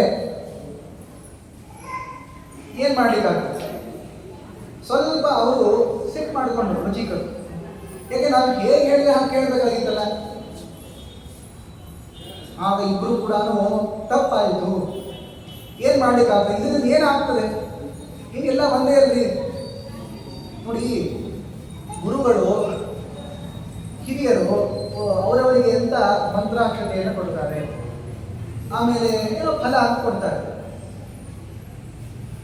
ಅದನ್ನು ವಿಶಿಷ್ಟವಾಗಿರುವಂತಹ ಫಲಕ್ಕೆ ಅಂತ ನೀವು ಉಪಾಸನೆ ಮಾಡ್ತಿದ್ರೆ ಅದು ನೀವಷ್ಟೇ ಸ್ವೀಕಾರ ಮಾಡಬೇಕು. ಯಾಕೆ ನಿಮ್ಮ ಸಲುವಾಗಿ ಅಂತ ಕೊಟ್ಟಿರೋ. ಈ ಜರಾಸಂಧನ ಕಥೆ ಬರ್ತದೆ ನೋಡಿ. ಬೃಹದ್ರಥ ತಾನು ಚಂಡ ಕೌಶಿಕರ ಹತ್ರ ಹೋಗಿ ನನ್ನ ಮಕ್ಕಳಾಗಿಲ್ಲ ಸ್ವಾಮಿ ಅನುಗ್ರಹ ಮಾಡಿದ್ರೆ ತಗೋಪ ಅಂತ ಅದೇ ಗಿಡದ ಕೆಳಗೆ ಕೂತ್ಕೊಂಡು ಒಂದು ಹಣ್ಣು ಕೊಡ್ತಾರೆ. ಆಗ ನೋಡ್ದ ಇಬ್ಬರು ಹೆಂಡತಿಯರಿದ್ದಾರೆ, ಒಂದೇ ಹಣ್ಣು ಕೊಡ್ತಾರೆ ಸ್ವಾಮಿಗಳು ಅಂತ ಎರಡನ್ನು ಛೇದ ಮಾಡಿ ಕೊಟ್ಬಿಟ್ಟ. ಹಾಗೆ ಮಕ್ಕಳು ಹುಟ್ಟುಬಿಡ್ತಾರೆ ಅಲ್ವೇ, ಜರಾಸಂಧನ ಕಥೆ ಕೇಳಿದ್ದೀವಿ. ಆದ್ರಿಂದ ಏನೋ ವಿಶಿಷ್ಟ ಫಲಕ್ಕೋಸ್ಕರ ಗುರುಗಳ ಹತ್ರ ಹಿರಿಯ ಹತ್ರ ಹೋದಾಗ ಅವ್ರು ಏನು ಹೇಳಿರ್ತಾರಲ್ಲ ಅದನ್ನು ಸರಿಯಾಗಿ ಕೇಳಬೇಕು. ಇಲ್ಲ ಹೋಗ್ಬೇಡಿ. ರುಚಿಕರ ಹತ್ರ ಕೇಳ್ಕೊಂಡಿದ್ದು ಉತ್ತಮನಾಗಿರುವ ಮಕ್ಕಳು ಬೇಕು ಅಂತ, ಅವ್ರು ಹೇಗೆ ಹೇಳಿದಾರ ಹಾಗೆ ಕೇಳಬೇಕೋ ಬೇಡ, ಮಾಡಲಿಲ್ಲ. ಇವ್ರಂತಾರೆ ಅದರಿಂದ ಏನಾಗ್ತದ್ರಿ, ಎಲ್ಲ ಅಷ್ಟೇ ಇತ್ತಲ್ಲ, ಯಾವ ವೃಕ್ಷ ಆದ್ರೆ ಏನು ಅಂದ್ರೆ, ನೋಡು ನಿಮ್ಮಮ್ಮ ಯಾರು, ಕ್ಷತ್ರಿಯರು, ನೀನ್ ಯಾರು, ಬ್ರಾಹ್ಮಣನಲ್ವಾ. ಈಗ ರುಚಿಕ ನಾನು ಬ್ರಾಹ್ಮಣ, ಗಾಂಧಿರಾಜ ಕ್ಷತ್ರಿಯ, ಗಾಂಧಿರಾಜನ ಹೆಂಡತಿಯು ಕ್ಷತ್ರಿಯಳೇ. ಅವರಿಗೆ ಯೋಗ್ಯವಾಗಿರುವಂತಹ ಮಗ ಬರಬೇಕು ಅಂತ ಕ್ಷತ್ರಿಯರನ್ನಾಗಿ ನಾನು ಕೊಡಬೇಕಲ್ವ ಮಗನನ್ನ. ನನ್ನ ಮಗ ಬ್ರಾಹ್ಮಣ ಆಗ್ಬೇಕಲ್ಲ, ಅದಕ್ಕೆ ನಿನಗೆ ಬ್ರಾಹ್ಮಣ ಪುತ್ರನಾಗುವಂತೆ ನಾನು ಕೊಟ್ಟಿದ್ದು, ಅವಳಿಗೆ ಕ್ಷತ್ರಿಯ ಮಗನಾಗುವಂತೆ ನಾನು ಕೊಟ್ರೆ ನೀನು ಅದ್ರ ಬದಲು ಮಾಡಿಬಿಟ್ಟು ಈಗ ನಿನ್ನ ಹೊಟ್ಟೆಯಲ್ಲಿ ಕ್ಷತ್ರಿಯ ಹುಡ್ತಾನೆ, ಅವಳ ಹೊಟ್ಟೆಯಲ್ಲಿ ಬ್ರಾಹ್ಮಣ ಹುಡ್ತಾನೆ ಅಂತ ಹೇಳಿ. ಅಯ್ಯೋ ಏನ್ ಮಾಡೋದು, ಪ್ರಸಾದಂ ಕುರು ವಿಪ್ರಕ್ಷೆ ನಮಯಸ್ಯ ಕ್ಷತ್ರಿಯಸ್ತಃ. ಆಗ ಈ ರುಚಿಕರ ಹೆಂಡತಿ ಹೇಳ್ತಾಳೆ, ಅಯ್ಯೋ ಅನುಗ್ರಹ ಮಾಡ್ರಪ್ಪ, ನನ್ನ ಹೊಟ್ಟೆಯಲ್ಲಿ ಕ್ಷತ್ರಿಯ ಬಂದ್ರೆ ಏನ್ ಮಾಡೋದು. ಅದಕ್ಕೆ ಬಹಳ ಪ್ರಾರ್ಥನೆ ಮಾಡಿಕೊಂಡು ತಾಯಿಗೆ ಮಕ್ಕಳಾದ್ರೆ ಸಾಕಿತ್ತು, ಪಾಪ ಅವಳಿಗೆ ಸಮಸ್ಯೆ ಆಗಿಲ್ಲ. ಆದರೆ ಇವಳಿಗೆ ಅವಳೇ ಪ್ರಶ್ನೆ ಕೇಳಿದ್ದಲ್ಲೇ, ನನಗೆ ಉತ್ತಮನಾಗಿರುವ ತಪಸ್ವಿಯಾದ ಮಗ ಬೇಕು ಅಂತ. ಈಗ ತಪಸ್ಸನ್ನು ಕ್ಷತ್ರಿಯರು ಮಾಡ್ತಾರೆ, ಆದರೆ ಈಗ ರುಚಿಕರ ಮಗ ಏನು ಬ್ರಾಹ್ಮಣನ ಹುಟ್ಟಬೇಕು, ಅಷ್ಟಷ್ಟು ಮಾಡ್ಲಿಕ್ಕೆ ಆಗವಲ್ಲ. ಆಗ ಬಹಳಷ್ಟು ಕೇಳಿಕೊಂಡಿದ್ದಕ್ಕೆ ರುಚಿಕರಂತಾರೆ, ನೋಡವ ಈಗ ನಿನ್ನ ಹೊಟ್ಟೆಯಲ್ಲಂತೂ ಕ್ಷತ್ರಿಯ ಹುಟ್ಟಬೇಕು, ಅಲ್ಲಿ ಹುಟ್ಟುವಂತಹ ಮಗ ಆತ ಬ್ರಾಹ್ಮಣನಾಗಬೇಕು. ನೀನು ಕೇಳಿಕೊಂಡಿದ್ದಕ್ಕೆ ನಿನ್ನ ಮಗ ಕ್ಷತ್ರಿಯ ಅಂತಾಗಲ್ಲ, ನಿನ್ನ ಮೊಮ್ಮಗ ಕ್ಷತ್ರಿಯ ತರಹ ಆಗ್ತಾನೆ ಅಂತ ಹೇಳ್ತಾರೆ. ಅಲ್ಲಿ ಹುಟ್ಟುವಂತಹ ಮಗ ಏನಿದ್ದಾನೆ ಆತ ಪುಟ್ಟ ಕ್ಷತ್ರಿಯನೇ, ಆದರೆ ಅವನು ಬ್ರಾಹ್ಮಣನಾಗ್ತಾನೆ ಅಂತ ಹೀಗೆ ಹೇಳ್ತಾರೆ. ಈ ರುಚಿಕರಿಗೆ ಹುಟ್ಟಿರುವಂಥವರೇ ಜಮದಗ್ನಿ ಋಷಿಗಳು. ಜಮದಗ್ನಿ ಋಷಿಗಳು ಬ್ರಾಹ್ಮಣರು. ಆ ಜಮದಗ್ನಿ ಹಾಗೂ ರೇಣುಕ ಅವರಲ್ಲಿ ಹುಟ್ಟಿರುವಂತಹ ಮಗ ಯಾರು? ಪರಶುರಾಮದೇವರು. ಪರಶುರಾಮದೇವರು ನಿಜವಾದ ಬ್ರಾಹ್ಮಣರೇ, ಅವರು ಮಾಡಿದ್ದೆಲ್ಲ ಕ್ಷತ್ರಿಯ ಕೆಲಸ. ಇನ್ನ ಮುಖ್ಯವಾಗಿ ಹೇಳಬೇಕಾದದ್ದು, ಗಾಳಿರಾಜನಿಗೆ ಕ್ಷತ್ರಿಯ ಮಗ ಹುಟ್ಟಬೇಕಾಗಿದ್ದು, ಹುಟ್ಟಿದ್ದಾರೆ. ಮಹಾತೇಜಸ್ ಅಂತ ಅವರು ಕರೀತಾರೆ ವಿಶ್ವಾಮಿತ್ರರನ್ನೇ. ಅವರು ತಪಸ್ಸನ್ನು ಮಾಡಿ ಬ್ರಾಹ್ಮಣರಾಗುವಂತಾದ್ರಿಂದ ಕರ್ಮಾನುಸಾರವಾಗಿಯೇ ವಿಶ್ವಾಮಿತ್ರರು ತಾವು ಬ್ರಾಹ್ಮಣ್ಯವನ್ನು ಪಡೆದಿದ್ದಪ್ಪ. ಇಷ್ಟೆಲ್ಲ ಇದೆ ಹಿಂದೆ. ಅವರು ತಪಸ್ಸನ್ನು ಮಾಡಿ ಬ್ರಹ್ಮರ್ಷಿತ್ವ ಪಡೆದಿದ್ದು ನಿಜ. ಆದ್ದರಿಂದ ನೋಡು, ಈ ಕಥೆಯನ್ನು ತಿಳಿದುಕೊಳ್ಳಪ್ಪ ಧರ್ಮರಾಜ. ಇಲ್ಲಿ ಆಗಿರುವ ಏನು ವೈಪರೀತ್ಯ ಇದೆ, ಇದೊಂದು ಕೆಲಸ, ಇದೊಂದು ಕರ್ಮ ಅಲ್ವಾ? ಈ ಕರ್ಮಾನುಸಾರವಾಗಿಯೇ ಅವರದು ಕರ್ಮ ಹಾಗೆ ಇತ್ತು ಅಂತಾದ್ರಿಂದ ರುಚಿಕರ ಮಗ ತಾನು ಬ್ರಾಹ್ಮಣನೇ ಆದ. ಆ ಜಮದಗ್ನಿ ಋಷಿಗಳ ಮಕ್ಕಳು ಮಾತ್ರ ಬ್ರಾಹ್ಮಣರು ಅಂತಾಗಿದ್ರು. ಪರಶುರಾಮ ದೇವರು ತಾವು ಎಲ್ಲ ಕ್ಷತ್ರಿಯರ ತರಹ ಸಂಹಾರವನ್ನು ಮಾಡಿದ್ರು. ಇತ್ತ ಕ್ಷತ್ರಿಯ ತೇಜಸ್ಕನಾಗಿರುವಂತಹ ವಿಶ್ವಾಮಿತ್ರ ತಾನು ವಸಿಷ್ಠರ ಮುಂದೆ ಸೋತು ಬ್ರಾಹ್ಮಣ್ಯವನ್ನು ಪಡಿಬೇಕು, ಬ್ರಹ್ಮತೇಜೋ ಬಲಂ ಬಲಂ ಅಂತ ತಿಳಿದುಕೊಂಡು ತಾವು ಬ್ರಹ್ಮರ್ಷಿತ್ವವನ್ನು ಪಡೆದರು. ಇವೆಲ್ಲವೂ ಕೂಡ ಆ ಚರುವಿನ ವ್ಯತ್ಯಾಸ ಹಾಗೂ ರುಚಿಕರು ಹೇಳಿರುವಂತಹ ಏನು ವೃಕ್ಷವನ್ನು ಆಲಿಂಗನ ಮಾಡಿಕೊಳ್ಳಬೇಕು ಅಂತ ಹೇಳಿದ್ರು, ಅಲ್ಲಾಗಿರುವ ವ್ಯತ್ಯಾಸದಿಂದ ನೋಡಪ್ಪ. ಅದರಿಂದ ಇಷ್ಟೆಲ್ಲ ಅಂಶಗಳಿವೆ. ಅಂತಹ ಆ ವಿಶ್ವಾಮಿತ್ರರಿಗೇನೆ ಮಹಾ ವೇದದ್ರಷ್ಟರುಗಳಾಗಿರುವಂತಹ ಮಕ್ಕಳು, ಗೋತ್ರ ಪ್ರವರ್ತಕರಾಗಿರುವಂತಹ ಮಕ್ಕಳು ಹುಟ್ಟಿದ್ದಾರೆ ಅಂತ ಎಲ್ಲರ ನಾಮನಿರ್ದೇಶವನ್ನು ಮಾಡಿ, ಹೀಗೆ ವಿಶ್ವಾಮಿತ್ರರಿಗೆ ಬ್ರಾಹ್ಮಣ್ಯ ಬಂದಿದ್ದೇ ಹೊರತು ತಾವೇನೋ ಮಾಡಿಕೊಂಡ್ರು ಅಂತಂದು ಮಾತ್ರಕ್ಕೆ ಸುಲಭವಾಗಿ ಬಂದದ್ದಲ್ಲ ಅಂತ ವಿಶ್ವಾಮಿತ್ರರ ಕಥೆಯನ್ನು ಹೇಳಿ, ಹೀಗೆ ವಿಶ್ವಾಮಿತ್ರರ ಕಥೆಯನ್ನು ಹೇಳಿದ ಮೇಲೆ ಮತ್ತೊಬ್ಬ ರಾಜನ ಕಥೆಯನ್ನು ಹೇಳ್ತಾರೆ. ಇಲ್ಲಿ ಚರುವಿನ ವ್ಯತ್ಯಾಸ ಆಯಿತು. ಹಿಂದಿನ ಕಥೆಯಲ್ಲಿ ಬ್ರಾಹ್ಮಣ್ಯವೇ ಬರಲಿಲ್ಲ. ಆಗ ಈಗ ಹೇಳ್ತಾ ಇರುವಂತಹ ಕಥೆಯಲ್ಲಿ ಬ್ರಾಹ್ಮಣ್ಯನು ತುಂಬಾ ಸುಲಭವಾಗಿ ಬಂದುಬಿಟ್ಟಿದೆ. ಅಂತಹ ಒಂದು ಕಥೆಯನ್ನು ಹೇಳ್ತಾರೆ. ಒಬ್ಬ ರಾಜ ಇದ್ದ, ವೀತಹವ್ಯ ಅಂತ ಆತನ ಹೆಸರು. ನೋಡಿ, ಹಿಂದಕ್ಕೆ ಮನುವಿನ ಮಗ ಒಬ್ಬ ಮಹಾಜ್ಞಾನಿಗಳಾಗಿರುವಂತಹ ಶರ್ಯಾತಿ ಎನ್ನುವಂತಹ ಒಬ್ಬ ರಾಜ. ಅಂತಹ ಶರ್ಯಾತಿ ರಾಜನ ವಂಶದಲ್ಲಿ ಇಬ್ಬರು ರಾಜರು, ಹೈಹಯ ಹಾಗೂ ತಾಲಜಂಘ ಅಂತ. ಆ ಹೈಹಯ ರಾಜನಿಗೆ 100 ಜನ ಮಕ್ಕಳು, 10 ಜನ ವಿವಾಹ ಮಾಡಿಕೊಂಡಿರ್ತಾನೆ ಸ್ತ್ರೀಯರನ್ನ. ಅವರಲ್ಲಿ 100 ಜನ ಮಕ್ಕಳನ್ನ ಹೈಹಯ ರಾಜ ಪಡೆದಿರ್ತಾನೆ. ಎಲ್ಲರೂ ಕೂಡ ಧನುರ್ವೇದದಲ್ಲಿ ಶಿಕ್ಷಿತರಾದವರು, ಬಹಳ ಪರಾಕ್ರಮಿಗಳು. ಅವರ ವಂಶದಲ್ಲಿ ಹರಿಯಶ್ವ ಎನ್ನುವಂತಹ ಒಬ್ಬ ರಾಜ ಬರ್ತಾನೆ. ಅಂತಹ ಹರಿಯಶ್ವ ತಾನು ದೊಡ್ಡದಾಗಿರುವಂತಹ ಗಂಗಾ ನದಿಯ ಹತ್ತಿರ ಒಂದು ಊರನ್ನು ನಿರ್ಮಾಣ ಮಾಡಿ, ಯಾರೂ ಕೂಡ ಪ್ರವೇಶ ಮಾಡಿರಬೇಕಾಗಿರಬಾರ್ದು, ಅಷ್ಟು ದೊಡ್ಡದಾದ ಊರನ್ನು ನಿರ್ಮಾಣ ಮಾಡಿರ್ತಾನೆ. ಅಂತಹ ಆ ಹರಿಯಶ್ವನಿಗೂ ಹಾಗೂ ಅವನ ಮಕ್ಕಳಿಗೂ, ಈ ವೀತಹವ್ಯ ರಾಜನಿಗೂ ಅವನ ಮಕ್ಕಳಿಗೂ ಯುದ್ಧ ಆಗ್ತಿತ್ತು. ವಿಶೇಷವಾಗಿ ಹರಿಯಶ್ವ ಆತನ ಮಗ ಇವರೆಲ್ಲರೂ ಕೂಡ ಯುದ್ಧಕ್ಕೆ ಅಂತ ಬರೋ ಕಾಲಕ್ಕೆ ಏನಾಗ್ಬಿಡ್ತು, ಇವರೆಲ್ಲರನ್ನ ಈ ವೀತಹವ್ಯ ರಾಜನ ಸಂಬಂಧಿಕರು ಕೊಂದು ಬಿಡ್ತಾರೆ. ಹೈಹಯ ದೇಶದವರು ಬಹಳ ಪರಾಕ್ರಮಿಗಳವರು. ಕೊನೆಗೆ ಎಷ್ಟು ಯುದ್ಧ ಆಡಿದರೂ ಕೂಡ ತಾವು ಸೋತು ಹೋಗ್ತಾರೆ. ಸುದೇವ ಅನ್ನುವಂತಹ ಒಬ್ಬ ಈ ರಾಜನನ್ನ, ಹರಿಯಶ್ವನ ಮಗನನ್ನ ರಾಜನನ್ನಾಗಿ ಮಾಡ್ತಾರೆ ಕಾಶಿ ದೇಶಕ್ಕೆ. ಕೊನೆಗೆ ಅವರು ಕೂಡ ಸೋತು ಹೋದ ಮೇಲೆ ಆ ಸುದೇವನ ಮಗ ದಿವೋದಾಸ ಅಂತ ಆತನನ್ನ ರಾಜನನ್ನಾಗಿ ಮಾಡ್ತಾರೆ. ಬಹಳಷ್ಟು ಕಷ್ಟಪಟ್ಟ, ತಾನೂ ಕೂಡ ಒಂದು ದೊಡ್ಡ ನಿರ್ಮಾಣವನ್ನು ಮಾಡಿದ ಊರನ್ನ. ಎಷ್ಟಾದರೂ ಕೂಡ ಈ ಹೈಹಯ ದೇಶದವರು ಮತ್ತೆ ಬರೋರು ಸೋಲಿಸೋರು. ಈಗೇನಾಯ್ತು ಅಂದ್ರೆ ವೀತಹವ್ಯರು ತಾವು ಯಾವಾಗಲೂ ಗೆಲ್ತಾ ಇದ್ದಾರೆ, ಈ ಹರಿಹರನ್ನು ಸೋಲಿಸ್ತಾ ಇದ್ದಾರೆ. ಕೊನೆಗೆ ಈ ದಿವೋದಾಸ ಏನು ಮಾಡ್ತಾನೆ, ಹೇಗಾದ್ರೂ ಮಾಡಿ ಒಬ್ಬ ಮಗನನ್ನು ಪಡಿಬೇಕು, ನನ್ನನ್ನು ಕೂಡ ಕೊಂಡು ಹಾಕಿಬಿಟ್ರೆ ಮುಂದೆ ನಮ್ಮ ರಾಜ್ಯವನ್ನು ಆಳೋದು ಯಾರು ಅಂತ ಭರದ್ವಾಜರ ಹತ್ರ ಬರ್ತಾನೆ. ಆಗ ಭರದ್ವಾಜರು ಈ ದಿವೋದಾಸನನ್ನು ಕುರಿತು, ನಿನಗೊಬ್ಬ ಮಗನನ್ನು ಕೊಡ್ತೀನಪ್ಪ, ಬಹಳ ಪರಾಕ್ರಮಿ ಇರ್ತಾನೆ, ಆತ ಯುದ್ಧವನ್ನು ಆಡ್ತಾನೆ, ಈ ಎಲ್ಲರನ್ನೂ ಕೂಡ ಸೋಲಿಸಾಕ್ತಾನೆ ವೀತಹವ್ಯರನ್ನ ಅಂತ ಹೇಳ್ತಾರೆ. ಅಹಮಿಷ್ಟಿಂ ಕರಿಷ್ಯಾಮಿ ಪುತ್ರಾರ್ಥಂ ತೇ ವಿಷಾಂಪದೆ, ನಿನ್ನ ಸಲುವಾಗಿ ಯಜ್ಞ ಮಾಡಿದ್ದೀನಿ, ಒಬ್ಬ ಮಗನನ್ನು ಕೊಡ್ತೀನಿ ಅಂತ ಹೇಳಿ. ಸರಿ ಆಯಿತು ಅಂತ ತಾವು ಯಜ್ಞವನ್ನು ಮಾಡಿ ದಿವೋದಾಸನಿಗೆ ಪ್ರತರ್ಧನ ಅನ್ನುವಂಥ ಒಬ್ಬ ಮಗ ಹುಡ್ತಾನೆ. ಆ ಪ್ರತರ್ಧನ ನೋಡ್ತಾ ಇರುವ ಕಾಲಕ್ಕೆ 13 ವರ್ಷದವನಾಗ್ಬಿಟ್ಟ. 13 ವರ್ಷದವನಾಗಿ ಭರದ್ವಾಜರ ತಪಸ್ಸಿನ ಮೂಲಕವಾಗಿ ಎಲ್ಲ ವಿದ್ಯೆಯನ್ನು ಪಡೆದು ಈ ಯಾರ್ಯಾರೆಲ್ಲ ವೀತಹವ್ಯರು ಇವರ ಅಪ್ಪನನ್ನ ತಾತನರನ್ನೆಲ್ಲ ಹೊಡೆದಿದ್ದಾರೆ ಅವರನ್ನು ಹೊಡಿಲಿಕ್ಕೆ ಅಂತ ಹೊರಟೆ ಬಿಟ್ಟ. ಯಾರನ್ನೂ ಕೂಡ ಬಿಡಲಿಲ್ಲ. ವೀತಹವ್ಯರು ಹಾಗೂ ಅವರ ಮಕ್ಕಳೆಲ್ಲರೂ ಕೂಡ ತಾವು ಈತ ನಮ್ಮನ್ನು ಕೊಲ್ಲಿಗೆ ಬರ್ತಾ ಇದ್ದಾನೆ ಅಂತ ಹೇಗೋ ಮಾಡಿಕೊಂಡು ಭೃಗು ಮುನಿಗಳ ಹತ್ರ ಬರ್ತಾರೆ. ಭೃಗು ಋಷಿಗಳ ಆಶ್ರಮವನ್ನು ಪ್ರವೇಶ ಮಾಡಿಬಿಟ್ರೆ ಆಶ್ರಮದ ಒಳಗೆ ರಾಜರು ಪ್ರವೇಶ ಮಾಡಲ್ಲ. ಯಾಕೆ? ಅಷ್ಟು ಗೌರವ ಆಶ್ರಮಕ್ಕೆ, ನಾವು ಬರಬಾರ್ದು ಅಂತ. ಇವನು ಎಲ್ಲರನ್ನು ಹೊಡೆದು ಈ ಓಡೋಗಿರ್ತಕ್ಕಂತಹ ವೀತಹವ್ಯರ ಮಕ್ಕಳನ್ನೆಲ್ಲರನ್ನು ಕೂಡ ಹೊಡಿಬೇಕು ಅಂತ ಬರ್ತಾನೆ. ಗೊತ್ತಾಯಿತು ಇವರೆಲ್ಲರೂ ಕೂಡ ಭೃಗು ಋಷಿಗಳ ಆಶ್ರಮದಲ್ಲಿ ಅಡಗಿಕೊಂಡಿದ್ದಾರೆ ಅಂತ. ಭೃಗು ಋಷಿಗಳಿಗೆ ಗೊತ್ತಾಯಿತು, ಬರ್ರಪ್ಪ ನೀವೆಲ್ಲರೂ ಬರ್ರಿ ಅಂತ ತಮ್ಮ ಶಿಷ್ಯರ ಹತ್ತಿರಕ್ಕೇನೆ ಈ ಎಲ್ಲ ವೀತಹವ್ಯರ ಮಕ್ಕಳನ್ನು ಕೂಡಿಸ್ಕೊಳ್ತಾರೆ. ಅವರೆಲ್ಲರೂ ಕ್ಷತ್ರಿಯರಾದವರು, ಆದರೆ ಅವರಿಗೆ ಅಭಯವನ್ನು ಕೊಡಬೇಕು.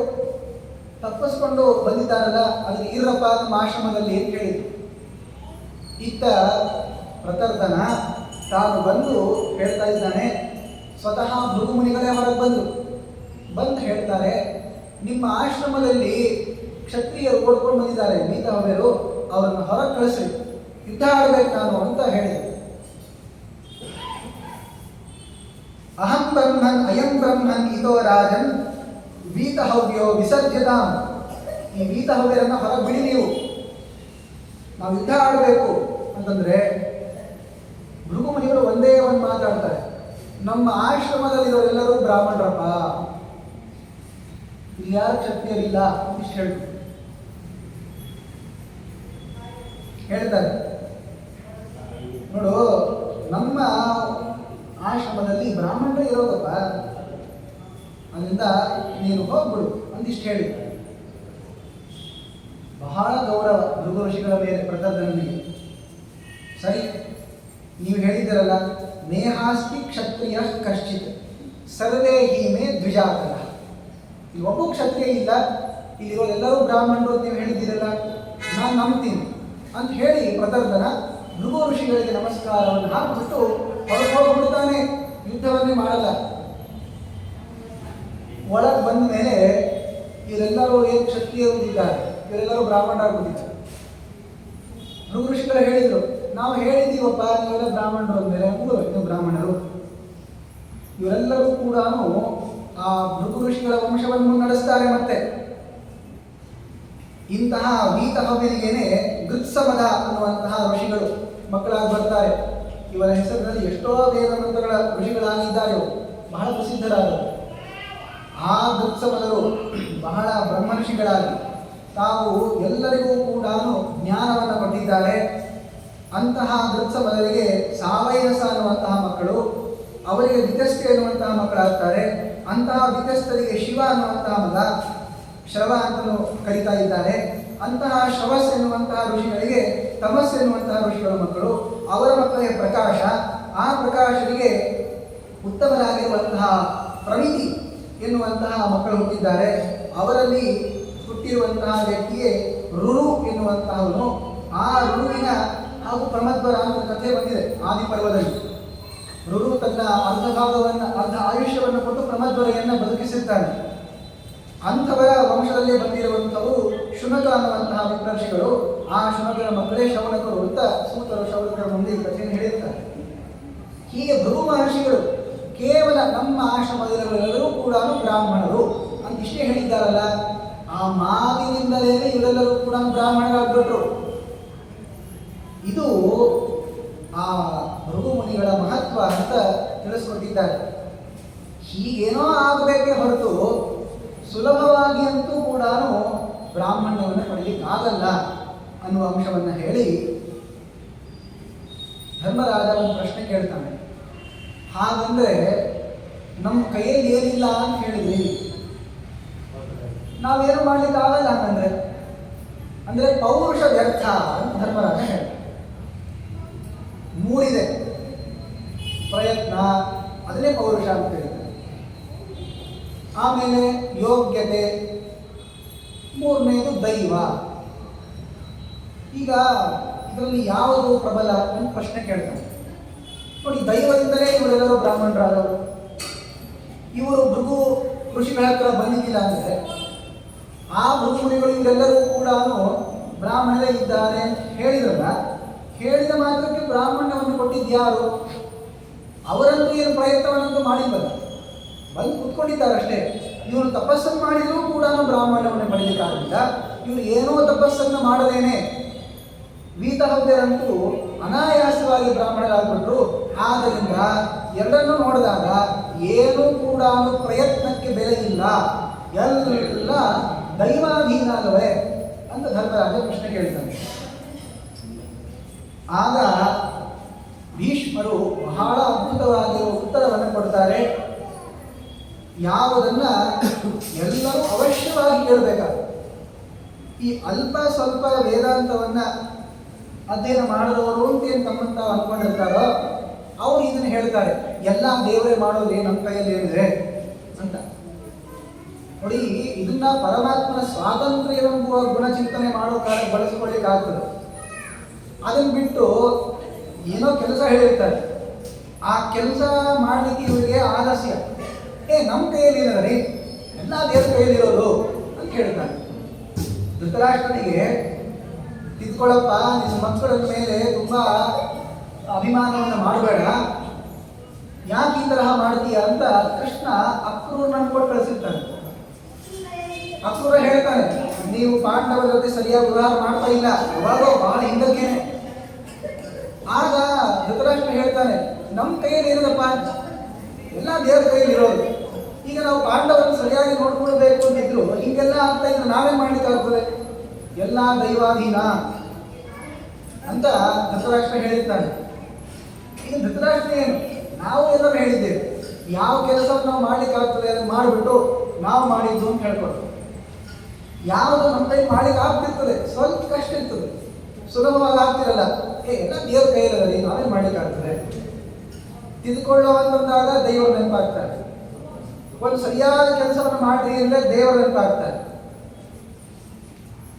ಅದಕ್ಕೆ ದೈವ ಅನ್ನೋದು ಶ್ರೇಷ್ಠನೋ ಪ್ರಯತ್ನ ಶ್ರೇಷ್ಠನೋ, ನಾವು ಮಾಡುವಂತಹ ಕರ್ಮ ಶ್ರೇಷ್ಠ ಆಗ್ತದೋ ಅಂತ ಪ್ರಶ್ನೆ ಕೇಳ್ತಾನೆ. ಪಿತಾಮಹ ಮಹಾಪ್ರಾಜ್ಞ ಸರ್ವಶಾಸ್ತ್ರ ವಿಶಾರದ ದೈವೇ ಪುರುಷ ಕಾರ್ಯೇ ಚ ಕಿಂಚಿತ್ ಶ್ರೇಷ್ಠತರಂ ಭವೇತ್. ದೈವ ಶ್ರೇಷ್ಠನೋ ಪ್ರಯತ್ನ ಶ್ರೇಷ್ಠನೋ? ಇದನ್ನ ನಾವು ವನಪರ್ವದ ಕಥೆಯನ್ನು ಹೇಳುತ್ತಾರೆ, ತುಂಬಾ ವಿಸ್ತಾರವಾಗಿ ಹೇಳಿದ್ದಾಗಿದೆ. ಆದರೂ ಮಹಾಭಾರತದಲ್ಲಿ ಯಾವ ಸಂದರ್ಭದಲ್ಲಿ ಕೆಲವು ವಿಚಾರವನ್ನು ಹೇಳಿದ್ದನ್ನೇ ಹೇಳ್ತಾರಲ್ಲ, ಅದೊಂದು ಏನೋ ವಿಶೇಷವನ್ನ ಪ್ರಕಟಣೆ ಮಾಡ್ತಾರೆ. ಆದ್ದರಿಂದ ಇದು ಪುನರುಕ್ತ ಆಗೋದೇ ಇಲ್ಲ. ನೋಡೋ, ನಿನಗೆ ವಸಿಷ್ಠರು ತಾವು ಸಂಭಾಷಣೆಯನ್ನು ಮಾಡಿದ್ದನ್ನ ನಿನ್ನ ಮುಂದೆ ಹೇಳ್ತೀನಿ. ಬ್ರಹ್ಮದೇವರು ವಸಿಷ್ಠರು ಇಬ್ಬರು ಮಾತಾಡ್ಕೊಂಡಿದ್ದನ್ನು ಹೇಳ್ತೀನಿ, ಕೇಳಿ. ನೋಡಿ, ಯಾವುದು ಶ್ರೇಷ್ಠ? ಎಲ್ಲ ದೇವರ ಮೇಲೆ ಕೈ ಬಿಟ್ಬಿಟ್ಟು ನಮ್ದೇನಿಲ್ಲಪ್ಪ ಅಂತನ್ನೋ ಸರಿನಾ? ಅಥವಾ ನಮಗೂ ಕೂಡ ಪರಮಾತ್ಮ ಪ್ರಯತ್ನವನ್ನ ಮಾಡುವಂತ ಅಪೇಕ್ಷಿಸ್ತಾನ? ಏನಿದು ಪ್ರಯತ್ನ ಮಾಡೋದ್ರಿಂದ ಫಲ ಸಿಗೋದಿದ್ರೆ ಯಾಕೆ ಆತನಿಗೆ ಬ್ರಾಹ್ಮಣ್ಯ ಸಿಗಲಿಲ್ಲ ಅನ್ನೋ ಪ್ರಶ್ನೆ ನಾವು ಇಲ್ಲಿ ಕೇಳಿ ಬರ್ತೀವ. ಯಾಕೆ ಈಗ ತಾನೇ ಆ ಪ್ರಶ್ನೆಯನ್ನ ನಾವು ಹಾಕೊಂಡು ಉತ್ತರ ಕೊಟ್ಬಿಟ್ಟಿದ್ದೀವಿ. ಆದ್ದರಿಂದ ಏನಿದ್ರು ಮರ್ಮ ಹೇಳ್ರಿ ಅಂತ ಕೇಳಿದಾಗ ಹೇಳ್ತಾರೆ, ನೋಡ್ರಿ, ನಮ್ಮ ಪ್ರಯತ್ನ ಹಾಗೂ ದೈವ ಅನ್ನೋದು ಎರಡೂ ಕೂಡ ಸೇರ್ಬೇಕು ಅಂತ ಭೀಷ್ಮ ಹೇಳ್ತಾರೆ. ಯಾದೃಶಂ ವಪತೆ ಬೀಜ ಬೀಜಂ ಕ್ಷೇತ್ರಮಾಸಾದ್ಯ ವ್ಯಾಪಕಃ ಸುಕೃತೆ ದುಷ್ಕೃತೆ ವಾಪಿ ತಾದೃಶಂ ಲಭತೆ ಫಲಂ ಕ್ಷೇತ್ರಂ ಪುರುಷಕಾರಸ್ತು ದೈವಂ ಬೀಜಮುದಾಹೃತಂ. ನೋಡಿ, ಒಬ್ಬ ಈ ಗಿಡವನ್ನೆಲ್ಲ ಬೆಳೆಸ್ತಾರ. ಗಿಡವನ್ನು ಬೆಳೆಸುವಂಥವರು ಯಾವ ಬೀಜವನ್ನ ನೆಡ್ತಾರೋ ಅದಕ್ಕೆ ತಕ್ಕದಾಗಿರುವಂತಹ ವೃಕ್ಷ ಬರ್ತದೆ. ಎಲ್ಲಿ ನೆಡ್ತಾರ ಅವರು? ಫಲದಲ್ಲಿ ನೆಡ್ತಾರ. ಮಹಾಭಾರತದಲ್ಲಿ ಹೇಳ್ತಾರೆ, ಏನು ಕ್ಷೇತ್ರ ಇದೆ, ಫಲ ಏನಿದೆ, ಭೂಮಿ ಏನಿದೆ ಅಲ್ಲ, ಇದು ಪ್ರಯತ್ನ. ಬೀಜ ಅನ್ನೋದು ದೈವ. ಬೀಜದಿಂದ ಗಿಡ ಹುಟ್ಟೆ ಹುಟ್ಟುದಿಲ್ಲ. ನೀವು ಕೈಯಲ್ಲಿ ಹಿಡ್ಕೊಂಡು ನಿಂತದ್ದು ಯಾಕೆ ಹುಟ್ಟುತ್ತದೆ? ಹುಟ್ಟಲ್ಲ. ಅಥವಾ ಹಾಗೆ ಭೂಮಿ ಇದೆ, ನಾನೇನು ಬೀಜವನ್ನ ಇಡಲ್ಲಪ್ಪ, ಬರ್ಲಿ ಗಿಡಗಳು ಅಂದ್ರೆ ನೋಡಿ, ಮಳೆಗಾಲದಲ್ಲಿ ನೀವು ನೆಡ್ಲಿಕ್ಕಿಲ್ಲ, ಅಲ್ಲಿ ಬೀಜಗಳು ಇರ್ತಾವೆ, ಜೋರಾಗಿ ಮಳೆ ಬಂದಾಗ ನಾವು ಹುಟ್ಕೊಂಡಿದ್ದಾವೆ ಅಷ್ಟೇ. ಆದ್ರೆ ಬೀಜವನ್ನ ಇಡದೇನೆ ಕೇವಲ ಕ್ಷೇತ್ರದಲ್ಲೂ ಕೂಡ ಗಿಡಗಳು ಹುಟ್ಟಲ್ಲ. ಕ್ಷೇತ್ರವಿರದೇನೆ ಕೇವಲ ಬೀಜವನ್ನ ನಮ್ಮ ಮಧ್ವಾಚಾರ ಅಂತ ಅವ್ರ ಕೈಯಲ್ಲಿ ಏನೇ ಗಿಡ ಬೆಳೆಸ್ಬಿಟ್ರು, ಅವರಿಗಷ್ಟೇ ಸಾಧ್ಯ. ಆದ್ರೆ ಎಲ್ಲರ ಕೈಯಲ್ಲಂತೂ ಆಗಲ್ವಲ್ಲ, ನಾವಂತೂ ಅದನ್ನ ನೆಲದಲ್ಲೇ ನೆಡಬೇಕು. ಇವು ಎರಡೂ ಕೂಡ ಸೇರ್ಕೊಂಡಾಗ ಮಾತ್ರ ಕಾರ್ಯ ಆಗೋದೇ ಹೊರತು ದೈವ ಅನ್ನೋದು ಕೇವಲ ಕಾರ್ಯವನ್ನು ಮಾಡಲಿಕ್ಕಾಗಲ್ಲ, ಪ್ರಯತ್ನವನ್ನು ಅಪೇಕ್ಷೆ ಪಟ್ಟೇ ಪಡುತ್ತೆ. ನೋಡ್ರಿ, ಯಾಕೆ ಹೀಗಿರೋದು ಅಂದ್ರೆ ಇದಕ್ಕೆ ಉತ್ತರವನ್ನ ಕೊಡ್ತಾರೆ. ನೋಡಿ, ಏನು ದೈವ ಅಂತ ಕರಿತೀವಿ, ಈ ದೈವ ಫಲಪ್ರದವಾಗೋದೇ ಪ್ರಯತ್ನದ ಮೂಲಕವಾಗಿ. ಇದನ್ನು ಆಚಾರ್ಯರು ಬಹಳ ಚೆನ್ನಾಗಿ ತೋರಿಸಿಕೊಟ್ಟಿದ್ದಾರೆ. ವನಪರ್ವದ ನಿರ್ಣಯವನ್ನು ಮಾಡೋ ಕಾಲಕ್ಕೆ ದ್ರೌಪದಿ ಹಾಗೂ ಭೀಮಸೇನ ದೇವರ ಅಭಿಪ್ರಾಯವನ್ನು ಹೇಳೋ ಕಾಲಕ್ಕೆ ಈ ಮಾತನ್ನು ಹೇಳ್ತಾರೆ. ನೋಡ್ರಿ, ಅಜ್ಞ ಪ್ರತ್ಯಕ್ಷಂ ತ್ವಪಃ ಏವ ದೈವಂ ಮತ್ವಾ ಕರ್ತೃ ಸ್ವಾತ್ಮಕರ್ಮ ಪ್ರಜಹ್ಯ ವಿದ್ವಾನ್ ಜೀವಂ ವಿಷ್ಣುವಶೇ ವಿದಿತ್ವಾ ಕರೋತಿ ಕರ್ತವ್ಯ ಮಜಸ್ರಮೇವ. ನಮ್ದಿರೋ ಪ್ರಶ್ನೆ ಏನು ಅಂದ್ರೆ, ಎಲ್ಲ ದೇವರೇ ಮಾಡ್ತಾನೆ ಅಂತ ಅನ್ನೋದಾದ್ರೆ ನೋಡಿ, ಒಂದು ಸಣ್ಣ ಪ್ರಶ್ನೆ ನೀವು ಹಾಕೊಂಬಿಡಿ, ದೇವರು ನಮಗೆ ಕೈ ಕಾಲು ಮುಂತಾದ ಅವಯವಗಳನ್ನು ಯಾಕೆ ಸೃಷ್ಟಿ ಮಾಡಬೇಕಾಗಿ ಹೇಳಿ. ಈಗ ನಮ್ಮ ಕೈಯಿಂದ ಆತನಿಗೆ ಏನು ಪೂಜೆ ಮಾಡಿಸ್ಕೊಳ್ಳೋ ಅವಶ್ಯಕತೆ ಇದೆ? ಇಲ್ಲ ಅವನೇ ಮಾಡ್ಕೊಳ್ಬೋದಲ್ಲ. ಅಥವಾ ಯಾವುದೋ ಒಂದು ಕಾರ್ಯವನ್ನು ಮಾಡಿಸಲಿಕ್ಕೆ ಇಂತಹ ಶರೀರವನ್ನು ಯಾಕೆ ಸೃಷ್ಟಿ ಮಾಡಬೇಕು? ಕಲ್ಲು ಮಣ್ಣುಗಳಿಗೆ ಏನು ಕೈ ಇಲ್ಲ, ಕಾಲಿಲ್ಲ, ಅವುಗಳಿಗೆ ಬುದ್ಧಿನೂ ಇಲ್ಲ, ಜಡವಾದ ವಸ್ತುಗಳು ಅವು ಇದ್ದಾವಲ್ಲ, ಹಾಗೆ ನಾವು ಇರ್ಬೋದಾಗಿತ್ತಲ್ಲ. ಯಾವಾಗ ಒಂದು ಕಾರ್ಯ ಆಗಬೇಕು ಅಂದ್ರೆ ಮೂಡಿರಬೇಕು, ಒಂದು ದೈವ, ಇನ್ನೊಂದು ಪ್ರಯತ್ನ, ಹಾಗೇನೆ ಪರಮಾತ್ಮನ ಅನುಗ್ರಹ. ಈಗ ದೈವ ಅಂತ ಏನು ಕರೀತಾ ಇದ್ದೀರಿ, ಅದನ್ನೇ ಪರಮಾತ್ಮನ ಅನುಗ್ರಹ ಅಂತ ಕರೆದಾಗ ನೋಡಿ, ಆಚಾರ್ಯರು ಇನ್ನೊಂದನ್ನು ಸೇರಿಸ್ತಾರೆ. ದ್ರೌಪದಿ ಹೇಳಿದ್ದು ಒಂದು ಅಂಶವನ್ನು, ಯಶ್ಚ ದಿಷ್ಟ ಪರವಲೋಕೆ ಯಶ್ಚಾಪಿ ಹಠವಾದಕಃ ಉಭಾವಪಿ ಶಠಾವೇತವು ಕರ್ಮ ಬುದ್ಧಿ ಪ್ರಶಸ್ಯತೆ. ಮೂರು ಸೇರಬೇಕಾಗುತ್ತೆ. ಒಂದು ಅವರ ಯೋಗ್ಯತೆ ಸೇರಬೇಕು, ಇನ್ನೊಂದು ಪ್ರಯತ್ನ ಹಾಗೂ ಭಗವತ್ ಪ್ರಸಾದ. ಇವಾಗ ನೀವು ಪ್ರಯತ್ನವನ್ನು ಮಾಡದೇ ಇದ್ರೂ ಕೂಡ ಕೆಲಸಗಳಾಗ್ತವೆ ಅಂತ ಕೆಲವೊಂದಿದೆ. ಅಲ್ಲಿ ನಾವು ಹೇಳ್ತಾ ಇಲ್ಲ ನೀವು ಪ್ರಯತ್ನ ಮಾಡಿದ್ರೆ ಮಳೆ ಬರುತ್ತೆ ಅಂತಿಲ್ಲ. ಆದರೆ ನೋಡಿ, ನಿಮ್ಮ ಮನೇಲಿ ಎಲ್ಲ ಪದಾರ್ಥಗಳಿವೆ, ನೀವು ಕೈ ಕುತ್ಕೊಂಡು ಹಿಂಗೆ ಕೂತ್ಕೊಂಡ್ಬಿಡಿ, ತಾನೇ ವಸ್ತುಗಳು ಬಂದು ಎಲ್ಲ ಅನ್ನ ಅಡಿಗೆ ಎಲ್ಲ ಹಾಕ್ಬಿಡ್ಬೇಕು. ನಿಮ್ಮ ಹೊಟ್ಟೆಯನ್ನು ಬಿಟ್ಬಿಡ್ಬೇಕು, ತೃಪ್ತಿನೂ ಆಗಬೇಕು ಅಂದ್ರೆ ಅದು ಯಾಕೆ ಆಗ್ತದೆ? ನೋಡಿ, ನೀವು ಉತ್ತಮವಾಗಿರುವಂತಹ ಕರ್ಮವನ್ನು ಮಾಡಿದಾಗಲೇ ಮುಂದಾಗಬೇಕಾದಾಗಲಿ. ಈಗ ಅಡಿಗೆ ಅಂದ್ರೂ ಕೂಡ ಎಷ್ಟು ಅಂಶದಲ್ಲಿ ನಿಮ್ಮ ಕೈಯಲ್ಲಿದೆ ಅದು. ಆ ನೀರು ಅಕ್ಕಿಯಲ್ಲಿ ಹೋಗ್ಬಿಟ್ಟು ಅದು ಬೇಯಬೇಕು, ಅದು ಅನ್ನವಾಗಬೇಕು, ಇದನ್ನೆಲ್ಲ ನೀವು ಮಾಡ್ಲಿಕ್ಕಾಗಲ್ಲ. ಬಹಳ ಅಂದ್ರೆ ಪಾತ್ರೆಯಲ್ಲಿ ನೀರು ಹಾಕ್ಬಿಟ್ಟು ಅಕ್ಕಿ ಸುರಿಬಿಟ್ಟು ಅಗ್ನಿ ಮೇಲೆ ಇಡ್ಲಿಕ್ಕಾಗತ್ತಷ್ಟೇ. ಇಲ್ಲಿವರೆಗೆ ನಮ್ಮ ಪ್ರಯತ್ನ ಇರೋದು, ಅದನ್ನಾದ್ರೂ ಮಾಡಲೇಬೇಕಲ್ಲ. ಅದಕ್ಕೆ ಆಚಾರ್ಯರು ಒಂದು ಮಾತು ಹೇಳ್ತಾರೆ, ವಿನಾ ಯತ್ನಂ ನಹತೋ ನಾಪಿ ಕರ್ಮ ಫಲಪ್ರದೋ ವಾಸುದೇವೋಖಿಲಸ್ಯ. ನಿನ್ ಒಳ್ಳೆ ಯೋಗ್ಯತೆನೇ ಇರ್ಬೋದು, ಹಾಗೇನೆ ಒಳ್ಳೆ ಪುಣ್ಯವಂತರೇ ನೀವಿರ್ಬೋದು, ಆದರೆ ಇದ್ರೂ ಕೂಡ ನಾವು ಪ್ರಯತ್ನವನ್ನು ಮಾಡಲೇಬೇಕಾಗ್ತದೆ. ಆದ್ರಿಂದ ಪ್ರಯತ್ನ ಮಾಡದೇನೆ ದೈವನೇ ಆಗಲಿ, ನಮ್ಮ ಯೋಗ್ಯತೆಯಾಗಲಿ, ನಮ್ಮ ಹಿಂದಿನ ಕರ್ಮಗಳಾಗಲಿ ಯಾವುದೂ ಕೂಡ ಹಾಗೆಂದ ಪ್ರಯತ್ನವೇ ಎಲ್ಲದಕ್ಕಿಂತಲೂ ಕೂಡ ಶ್ರೇಷ್ಠವಾದದ್ದು ಅಂತ ಹೇಳಿದರು. ಮತ್ತು ಹಾಗಾದ್ರೆ ಪ್ರಯತ್ನ ಮಾಡಿದರೂ ಕೂಡ ಆತನಿಗೆ ಯಾಕೆ ಬ್ರಾಹ್ಮಣ್ಯ ಬರಲಿಲ್ಲ? ಅದಕ್ಕೆ ಹೇಳಿದವರು ನೋಡಿ, ಎಲ್ಲ ಸೇರಬೇಕಾದದ್ದು ನಮ್ಮ ಕೈಯಲ್ಲಿರುವಂಥದ್ದು ಯಾವುದು ಅದನ್ನು ಮಾತ್ರ ಆಚಾರ್ಯ ಹೇಳ್ತಿರೋದು. ನೋಡಿ, ಪ್ರಯತ್ನವನ್ನು ಒಂದೇ ಶ್ರೇಷ್ಠ, ಪ್ರಯತ್ನ ಮಾಡಿ ಮುನ್ನುಗ್ಗು ಅಂತ ಯಾಕೆ ಅದರಷ್ಟೇ ಹೇಳ್ತಾರೆ. ನೀವು ಯೋಗ್ಯತೆ ಇದೆಯೋ ಇಲ್ವೋ ಅಂತದನ್ನು ಯಾಕೆ ಸಾಮಾನ್ಯವಾಗಿ ಹೇಳಲ್ಲ ಅಂದರೆ, ಯೋಗ್ಯತೆ ಯಾರು ಏನಿದೆ ಅನ್ನೋದು ಯಾರು ಗೊತ್ತಿಲ್ಲ. ನಾವು ಸಾಮಾನ್ಯವಾಗಿ ಅನ್ಕೊಳ್ತೀವಿ ಅಷ್ಟೇ.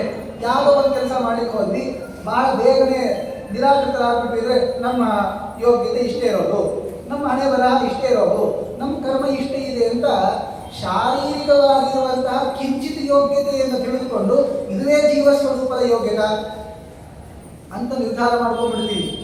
ನಮಗೆ ನಮ್ಮ ಯೋಗ್ಯತೆ ಹೀಗೇನಿದೆ ಅಂತ ಅನ್ನೋದು ಗೊತ್ತಿಲ್ಲ. ಆದರೆ ನಮ್ಮ ಯೋಗ್ಯತೆ ನಮ್ಮ ಕೈಯಲ್ಲಿಲ್ಲ. ಇನ್ನು ಭಗವತ್ ಪ್ರಸಾದ ನಮ್ಮ ಕೈಯಲ್ಲಿ ಹೇಗಿರುತ್ತೆ? ಇರೋದು ಒಂದೇ ಪ್ರಯತ್ನ, ಒಂದೇ ನಮ್ಮ ಕೈಯಲ್ಲಿರೋದು. ಆದ್ದರಿಂದ ಪ್ರಯತ್ನವನ್ನು ಮಾಡಲೇಬೇಕು. ಸತ್ಯಧರ್ಮ ತೀರ್ಥ ಶ್ರೀಪಾದಗಳು ಇವತ್ತಿನ ಆರಾಧ್ಯರಾಗಿರುವ ಸಂಕಲ್ಪ ತೀರ್ಥರ ಗುರುಗಳಾದವರು, ಅವರು ಒಂದು ಸುಭಾಷಿತವನ್ನು ಉದಾಹರಿಸ್ತಾರೆ ಗ್ರಂಥದಲ್ಲಿ. ನೋಡ್ರಿ, ಯತ್ನೇ ಕೃತೆ ಯದಿನ ಸಿದ್ಧತಿ ಕೋತ್ರ ದೋಷಃ ಅಂತೊಂದು ಬಹಳ ಪ್ರಸಿದ್ಧವಾದ ಸುಭಾಷಿತ ಇದೆ. ನೀವು ಪ್ರಯತ್ನ ಮಾಡಿದ ಮೇಲೂ ಸಿಕ್ಕಿಲ್ಲ ಅಂದ್ರೆ ನಿಮ್ದೇನು ತಪ್ಪಿದೆ ರೀ? ನೋಡಿ, ಯಾರು ಹೀಗನ್ಬಾರ್ದು. ನೀವು ಪ್ರಯತ್ನನೇ ಮಾಡಿಲ್ಲ ಅದಕ್ಕೆ ಸಿಕ್ಕಿಲ್ಲ ಅಂತ ಹೀಗಂದ್ಕೊಂಡಕ್ಕೆ ಹೋಗ್ಬಾರ್ದು. ಯಾಕೆಂದ್ರೆ ಅದು ಒಂದು ಕೊನೆ ತನಕ ಕುತ್ಕೊಂಡ್ಬಿಡ್ತದೆ, ನಾ ಮಾಡಿದ್ರೆ ಸಿಕ್ತಿತ್ತಲ್ಲ ಅಂತ. ಅದರಿಂದ ಮಾಡಬೇಕು. ನೀವು ಪ್ರಯತ್ನ ಎಷ್ಟು ಮಾಡಿದ್ರೂ ಕೂಡ ಸಿಕ್ತಿಲ್ಲ ಅಂತಂದಾಗ ಅವಾಗ ಯಾವ ದೋಷ ಇಲ್ಲ. ಆದರೆ ಪ್ರಯತ್ನ ಮಾಡಿಲ್ಲ ಅನ್ನೋದೇ ಒಂದು ದೊಡ್ಡ ದೋಷ ಕೂತ್ಕೊಂಡ್ರೆ ಏನು ಬಂತ ಹೇಳಿ. ಆದ್ದರಿಂದ ಪ್ರಯತ್ನವನ್ನು ಮಾಡಲೇಬೇಕು. ಪ್ರಯತ್ನವನ್ನು ಮಾಡಿದಂತಹ ವ್ಯಕ್ತಿಗಳಿಗೆ ಬಹುಶಃ ಫಲ ಸಿಕ್ಕೇ ಸಿಗ್ತದೆ. ಎಷ್ಟು ಪ್ರಯತ್ನ ಮಾಡಿದ್ದಾರೋ ಅಷ್ಟೊಂದು ಫಲವನ್ನು ಕೊಟ್ಟೇ ಕೊಡ್ತಾನೆ ಪರಮಾತ್ಮ. ಯಾಕೆಂದ್ರೆ ಭಗವಂತ ಸ್ವತಂತ್ರನಾಗಿದ್ದರೂ ಕೂಡ ತಾನೇ ಒಂದು ನಿಯಮವನ್ನು ಹಾಕೊಂಡಿದ್ದಾನೆ. ಏನು ನಿಯಮ ಅಂತಂದ್ರೆ, ಯಾರು ಪ್ರಯತ್ನವನ್ನು ಮಾಡೋದಿಲ್ಲೋ ಅವರಿಗೆ ನಾನು ಅನುಗ್ರಹ ಮಾಡೋದೇ ಇಲ್ಲ. ಆದ್ದರಿಂದ ಲೋಕದಲ್ಲಿ ನಾವು ಮಾತನಾಡೋ ಕಾಲಕ್ಕೂ ಕೂಡ ಯಾಕೆ ಪ್ರಯತ್ನ ಮಾಡೋ ಮುನ್ನುಗ್ಗು ಅಂತ ಹೇಳ್ತಾರೆ ಅಂದರೆ, ನಮ್ಮ ಯೋಗ್ಯತೆಯಾಗಲಿ ನಮ್ಮ ಪ್ರಾಚೀನ ಕರ್ಮಗಳಾಗಲಿ ಭಗವಂತನ ಅನುಗ್ರಹ ಆಗಲಿ ನಮ್ಮ ಕೈಯಲ್ಲಿಲ್ಲ. ಅದು ನಮ್ಮ ಕೈಯಲ್ಲಿದ್ದು ನಾವೇನಾದರೂ ಮಾಡ್ಕೊಂಡ್ಬಿಡ್ಬೋದಾಗಿತ್ತು. ನಮ್ಮ ಕೈಯಲ್ಲಿರೋದು ಕೇವಲ ಪ್ರಯತ್ನ. ಆದ್ದರಿಂದ ನೋಡು, ಪ್ರಯತ್ನವನ್ನು ಮಾಡಿದಂತೂ ಮಾಡಿದ್ನಲ್ಲ ಅವನು ಬ್ರಾಹ್ಮಣ್ಯ ಸಿಗಲಿಲ್ಲ. ಆದರೆ ತಾನು ಮಾಡಿರುವಂತಹ ಪ್ರಯತ್ನಕ್ಕೆ ಉತ್ತಮವಾಗಿರೋ ಇಂದ್ರನಿಂದ ವರವನ್ನಾದರೂ ಪಡೆದಲ್ಲ. ಪ್ರಯತ್ನ ಮಾಡಿದೇನೆ ಸುಮ್ಮನೆ ಕೂತ್ಕೊಂಡಿದ್ರೆ ಬ್ರಾಹ್ಮಣ್ಯ ಅಂತೂ ಸಿಗ್ತಾನೆ ಇರಲಿಲ್ಲ, ಈ ಸಿಗೋ ವರನೂ ಬರ್ತಿಲ್ಲ ನೋಡಿ.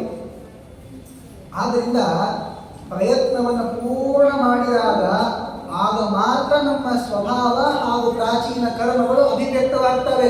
ಇಲ್ಲಾಂದ್ರೆ ಆಗೋದೇ ಇಲ್ಲ. ಇದು ನಿಮಗೆಲ್ಲ ಹೇಳಿರ್ತಾರೆ ನೋಡಿ. ಒಮ್ಮೆ ಒಂದೆರಡು ಬಾರಿ ಬಹಳ ಚಲೋ ಪರೀಕ್ಷೆಯಲ್ಲಿ ಪಾಸ್ ಆದಂತಹ ವ್ಯಕ್ತಿ ನೋಡಿಬಿಟ್ಟು ಈತ ಬುದ್ಧಿವಂತ ಇದ್ದಾನೆ ಅಂತ ಗುರುಗಳು ಹೇಳ್ತಾರೆ. ಸಾಮಾನ್ಯವಾಗಿ ಗುರುಗಳು ಶಿಷ್ಯರನ್ನು ಪ್ರಶಂಸೆ ಮಾಡಬಾರದು. ಯಾಕೆ ಪ್ರಶಂಸೆ ಮಾಡಿಬಿಟ್ರು ಅಂತಂದ್ರೆ, ಅಶುಶ್ರೂಷ ಶ್ರುತ್ವರ ಶ್ಲಾಘ ವಿದ್ಯಾಯ ಶಸ್ತ್ರವಸ್ತ್ರಯ. ಶ್ಲಾಘಿಸ್ಕೊಂಡ್ಬಿಟ್ಟ ಅಂತಂದ್ರೆ ವಿದ್ಯೆ ಬರೋದು ಸ್ವಲ್ಪ ಕಷ್ಟನೇ. ಅದಕ್ಕೆ ಈ ಗುರುಗಳಾದರೂ ಬಹಳ ಶಿಷ್ಯರನ್ನು ಹೊಗಳಿಕ್ ಹೋಗಲ್ಲ. ಈಗಿನ ಕಾಲದಲ್ಲಿ ಯಾಕೆ ಹೊಗಳ್ತಾರೆ ಅಂದ್ರೆ, ಶಿಷ್ಯರು ಪಾಠಕ್ಕೆ ಬರಲ್ಲ ಅಂತ ಹೊಗಳ್ತಾರೆ ಅಷ್ಟೇ. ಹೊರತು ಅವನೇನು ಬುದ್ಧಿವಂತ ಇದ್ದಾನೆ ಅಂತ ಅರ್ಥ ಅಲ್ಲ. ಇವರು ಈ ಶಾಲೆ ಬಿಟ್ಟು ಇನ್ನೊಂದು ಶಾಲೆಗೆ ಹೋಗ್ಬಿಟ್ರೆ ಶಾಲೆ ಅಂತೂ ಮನೆಗಳಿಗಿಂತ ಜಾಸ್ತಿ ಆಗೋಗಿದೆ. ಆದ್ದರಿಂದ ಗುರುಗಳು ಹೊಗಳ್ತಾರೆ ಈಗಿನ ಕಾಲಕ್ಕೆ. ಆ ಹೊಗಳಿಕೆಯಲ್ಲಿಲ್ಲ ಯಥಾರ್ಥ ಅಂತ ಹೇಳಲಿಕ್ಕೆ ಹೋಗಬಾರ್ದು, ಇರಲಿ. ಆದ್ದರಿಂದ ನೋಡಿ, ಈ ತರಹ ಇದ್ದಾಗ ಈಗ ಬುದ್ಧಿವಂತನಾಗಿರುವಂತಹ ವ್ಯಕ್ತಿ ಬುದ್ಧಿವಂತನೇ ಅವನು, ನಾ ಬುದ್ಧಿವಂತ ಇದ್ದೀನಲ್ಲ ಸಾಕು ಅಂತ ತಮ್ಮ ಕೈಯಲ್ಲಿ ಎತ್ತದೇನೆ, ಪುಸ್ತಕವನ್ನು ತೆಗೆಯದೇನೆ ನಾನು ಮುಂದುವರಲಿಕ್ಕೆ ಸಾಧ್ಯನಾ? ನೋಡಿ, ಏನೋ ಉತ್ತಮವಾದ ಕರ್ಮವನ್ನು ಮಾಡಿದ್ದಕ್ಕೆ ಆತ ಬುದ್ಧಿವಂತನ ಹುಟ್ಟಿದ್ದಾನೆ. ಏನೋ ಉತ್ತಮವಾಗಿರುವ ಕರ್ಮ ಮಾಡಿದ್ದಕ್ಕೆ ಆತನಿಗೆ ಒಳ್ಳೆಯ ವಾತಾವರಣ ಸಿಕ್ಕಿದೆ, ಎಲ್ಲ ಇದೆ. ಆದರೆ ತಾನೇ ಸ್ವತಃ ಅಧ್ಯಯನವನ್ನು ಮಾಡದೇನೆ, ಅಧ್ಯಯನವೆಂಬುವಂತಹ ಪ್ರಯತ್ನವನ್ನು ಮಾಡದೇನೆ ಆತ ಹೇಗೆ ಶ್ರೇಯಸ್ಸನ್ನು ಪಡೆಯಲಿಕ್ಕೆ ಸಾಧ್ಯ ಹೇಳಿ? ಆದ್ದರಿಂದ ಬೇರೆಲ್ಲ ಯಾಕಿಲ್ಲ ಅನ್ನುವಂತಹ ಪ್ರಶ್ನೆ ನಮ್ಮ ಕಡೆ ಉತ್ತರ ಇಲ್ಲ. ಅದು ಪ್ರಯತ್ನ ಯಾಕೆ ಮಾಡಿಲ್ಲ ಅಂತ ಕೇಳಿದಾಗ ಏನು ಉತ್ತರ ಕೊಡಲಿಕ್ಕಾಗತ್ತೆ? ನೀವು 100 ಬಾರಿ ಪ್ರಯತ್ನ ಮಾಡಿದರೂ ಕೂಡ ನಿಮಗೆ ಆಗಲ್ಲ ಅಂತಂದ್ರೆ ಕೊನೆ ನಿಮಗೆ ಗೊತ್ತಾಗ್ತದೆ ನಾನು ಇದಕ್ಕೆ ಯೋಗ್ಯನಲ್ಲ. ಅದನ್ನು ಅಷ್ಟು ಪ್ರಯತ್ನವನ್ನು ಮಾಡಿದ ಮೇಲೆ ಬಿಟ್ಟಾಗ ಒಂದು ಶಾಂತಿಯಾಗಿ ಇರುತ್ತೆ. ನಮ್ಮ ಕೈಯಲ್ಲಿ ಇದು ಬರಲಾಗದ್ದೇ ಆಗಿತ್ತು, ಬರಲಿಲ್ಲ ಅಂತ. ಆದರೆ ಕೊನೆಯ ತನಕ ಪ್ರಯತ್ನವನ್ನು ಮಾಡದೇನೆ ನಾವು ಮೊದಲನೇ ಬಾರಿಗೆ ಏನಿಗೆ ನಮ್ಮ ಕೈಯಲ್ಲಿ ಆಗಲ್ಲ ಅಂತ ಅಂದ್ಕೊಂಡ್ರೆ ಆಗ್ತಿತ್ತು ಅನ್ನೋದನ್ನು ಯಾರು ಹೇಳೋದು ಇವರಿಗೆ? ಆದ್ದರಿಂದ ನೋಡಿ, ಧರ್ಮರಾಜನಿಗೆ ಹೇಳುವಂಥದ್ದು ಯಾವಾಗಲೂ ಕೂಡ ಪ್ರಯತ್ನವನ್ನು ಅನ್ನೋದೇ ಶ್ರೇಷ್ಠವಾದದ್ದಪ್ಪ. ಪರಮಾತ್ಮ ಸ್ವತಂತ್ರ ಇರಬಹುದು, ಯೋಗ್ಯತೆ ಅನ್ನೋದೇ ಇರಬಹುದು, ಆಗ ಎರಡೂ ಕೂಡ ನಮ್ಮ ಪರವಾಗಿ ಆಗಬೇಕು ಅಂದರೆ ಪ್ರಯತ್ನ ಮಾಡಬೇಕು. ಇವುಗಳು ಫಲಿಸಬೇಕು ಅಂದರೆ ಪ್ರಯತ್ನ ಮಾಡಬೇಕು. ಅದಕ್ಕೆ ಒಂದು ಅಂಶ ಹೇಳ್ತಾರೆ, ಅಲ್ಲ ಪ್ರಯತ್ನ ಮಾಡಬೇಕು ಅಂತ ನೀವು ಹೇಳ್ತೀರಿ, ಇದು ದೇವ ಸಂಕಲ್ಪದಲ್ಲಿದೆಯೋ ಇಲ್ಲೋ ಅಂತ ಈ ಬಹಳಷ್ಟು ಪ್ರಶ್ನೆ ಕೇಳ್ತಾರೆ. ಸಾಮಾನ್ಯವಾಗಿ ಕೆಲವೊಮ್ಮೆ ನಾಸ್ತಿಕರು ಈ ಎಲ್ಲ ವಿಚಾರಗಳಿಂದ ಪಾರಾಗ್ಬಿಡ್ತಾರೆ. ಯಾಕೆ? ಅವರಿಗಂತೂ ಈ ದೈವರು ದಿಂಡು ಏನು ಬೇಕಾಗಿಲ್ಲ, ಆದ್ರಿಂದ ಕೆಲಸ ಮಾಡ್ತಾರೆ, ಬಂತು ಇಲ್ಲಾಂದ್ರೆ ಬಿಟ್ಬಿಡ್ತಾರೆ, ಅವ್ರು ಪಾರಾಗ್ಬಿಡ್ತಾರೆ. ಆದ್ರೆ ಈ ಸ್ವಲ್ಪ ಈ ದೇವರು ಅಂತೆಲ್ಲ ತಿಳ್ಕೊಂಡವ್ರಿಗೆ ಎಲ್ಲ ದೇವರೇ ಮಾಡ್ತಾನಲ್ಲ, ನಾವೇ ಮಾಡೋಲ್ಲ ಅಂತ ಆಲಸ್ಯಗಳಾಗ್ಬಿಡ್ತಾರೆ. ಈ ಎರಡು ಅಂಶ ಇದೆ ನೋಡಿ, ಒಂದು ದೇವರು ಮಾಡ್ತಾನೆ ಅಂತ ಅನ್ನೋದು, ಇನ್ನೊಂದು ಪುನರ್ಜನ್ಮ ಇದೆ ಅಂತ ಅನ್ನೋದು. ಮತ್ತೊಮ್ಮೆ ಹುಡ್ತೀವಲ್ಲಿ ಅವಾಗ ನೋಡ್ಕೊಂಡ್ರೆ ಆಯ್ತು ಅಂತ ಕೆಲವರಂತ, ಅಲ್ಲಪ್ಪ ಈಗ ಮಾಡಬೇಕಾದದ್ದು ಮತ್ತೊಮ್ಮೆ ಹುಡ್ತೀವಿ ಅಂತ ಅನ್ನೋದು ನಿಜ, ಆದರೆ ಮನುಷ್ಯರಾಗೇ ಹುಡ್ತೀವಿ ಅಂತಿಲ್ಲ. ಆದ್ರಿಂದ ಈ ಎರಡು ಅಂಶಗಳನ್ನು ಸರಿಯಾಗಿ ತಿಳ್ಕೊಳ್ಳದೇ ಇದ್ರೆ ತುಂಬಾ ಆಲಸ್ಯಗಳಾಗ್ಬಿಡ್ತಾರೆ. ಅದಕ್ಕೆ ಹೇಳ್ತಾರೆ ನೋಡಿ, ಯಾವಾಗಲೂ ಕೂಡ ಪ್ರತ್ಯಕ್ಷವಾಗಿ ಕಾಣಿಸ್ತಾ ಇರೋದೇನು? ನಾನು ಮಾಡ್ತಾ ಇದ್ದೀನಿ, ನಾನು ಕೊಡ್ತಾ ಇದ್ದೀನಿ, ನಾನು ತರ್ತಾ ಇದ್ದೀನಿ, ಅಹಂಕರೋಮಿ, ನಾನು ಮಾಡ್ತಾ ಇರೋದು ಅಂತನ್ನುವ ಜ್ಞಾನ ಎಲ್ಲರಿಗೂ ಇದೆ ತಾನೆ, ಇದೇನು ತಪ್ಪಿಲ್ಲ. ಅಹಂಕರೋಮಿ ಅನ್ನೋದಕ್ಕೂ ದೇವರು ಮಾಡಿಸ್ತಾನೆ ಅನ್ನೋದಕ್ಕೂ ಎರಡಕ್ಕೂ ವಿರೋಧ ಇಲ್ಲ. ನೋಡಿ, ಯಾವಾಗಲೂ ಎಲ್ಲ ಪ್ರಮಾಣಗಳನ್ನು ಒಟ್ಟುಗೂಡಿಸಿ ಅರ್ಥ ಮಾಡಿಕೊಳ್ಳುವಂತಹ ಒಂದು ಸ್ವಭಾವವನ್ನು ಬೆಳೆಸ್ಕೊಳ್ಬೇಕು ಅಂತಂತಾರೆ ಆಚಾರ್ಯ. ಅದೇ ಪ್ರಮಾಣ ತೃತೀಯಾನುಗಾಮಿ. ಸರಿಯಾದ ಊಹ, ಪ್ರತ್ಯಕ್ಷ ಹಾಗೂ ವೇದಗಳು ಮೂರನ್ನು ಸೇರಿಸ್ಕೋಬೇಕು. ವೇದಗಳು ಏನು ಹೇಳ್ತಾ ಇವೆ? ತೇನ ವಿನ ತೃಣಮಪಿ ನ ಚಲತಿ. ಪರಮಾತ್ಮನ ಅನುಗ್ರಹ ಇಲ್ಲ ಅಂದ್ರೆ ಒಂದು ಹುಲ್ಲುಕಡ್ಡಿಯೂ ಕೂಡ ಮುಂದೆ ಬರಲ್ಲ, ಬೆಳೆಯಲ್ಲ ಅಂತ ಹೇಳಿದ್ದಾರೆ. ಈಗ ಅದನ್ನು ಸುಳ್ಳು ಅಂತ ಹೇಳಿ ಕಡೆ ಏನು ಪುರಾವೆಗಳಿಲ್ಲ, ಸುಮ್ಮನೆ ಕಣ್ಣು ಮುಚ್ಚಿ ಎಲ್ಲವನ್ನು ಸುಳ್ಳಲ್ಲಿ ಬರುತ್ತೆ. ಈಗ ವೇದ ಹೇಳ್ತಾ ಇದೆ ಪರಮಾತ್ಮನ ಅನುಗ್ರಹ ಇಲ್ಲ ಅಂತ ಏನು ಮಾಡಲಿಕ್ಕಾಗಲ್ಲ. ನಮ್ಮ ಪ್ರತ್ಯಕ್ಷ ಏನು ಹೇಳ್ತಾ ಇದೆ? ನಾನು ಮಾಡ್ತಿರೋದು ಅಂತ ಹೇಳ್ತಾ ಇದೆ. ಇನ್ನೊಬ್ಬರಿಗೆ ಏನು ಜ್ಞಾನ ಆಗುತ್ತೆ? ನಮ್ಮನ್ನು ನೋಡ್ತಾನೆ, ಓ ಈತ ಕಾರ್ಯವನ್ನು ಮಾಡ್ತಾ ಇದ್ದಾನೆ, ಈತ ಕಾರ್ಯ ಮಾಡ್ತಾ ಇದ್ದಾನೆ ಅಂದರೆ ಆ ಜ್ಞಾನ ಇವನಲ್ಲಿದೆ ಅಂತ ಊಹೆ ಮಾಡ್ಕೊಳ್ತಾನೆ. ಈಗ ಪ್ರತ್ಯಕ್ಷ ಅನ್ನೋದನ್ನಾಗಲಿ, ವೇದವನ್ನಾಗಲಿ, ಈ ಅನುಮಾನ ಊಹೆಯನ್ನಾಗಲಿ ಮೂರನ್ನು ಜೋಡಿಸ್ಕೊಂಡು ಏನಾಗುತ್ತೆ? ಅಲ್ಲಿ ವಿರೋಧ ಬಂತು.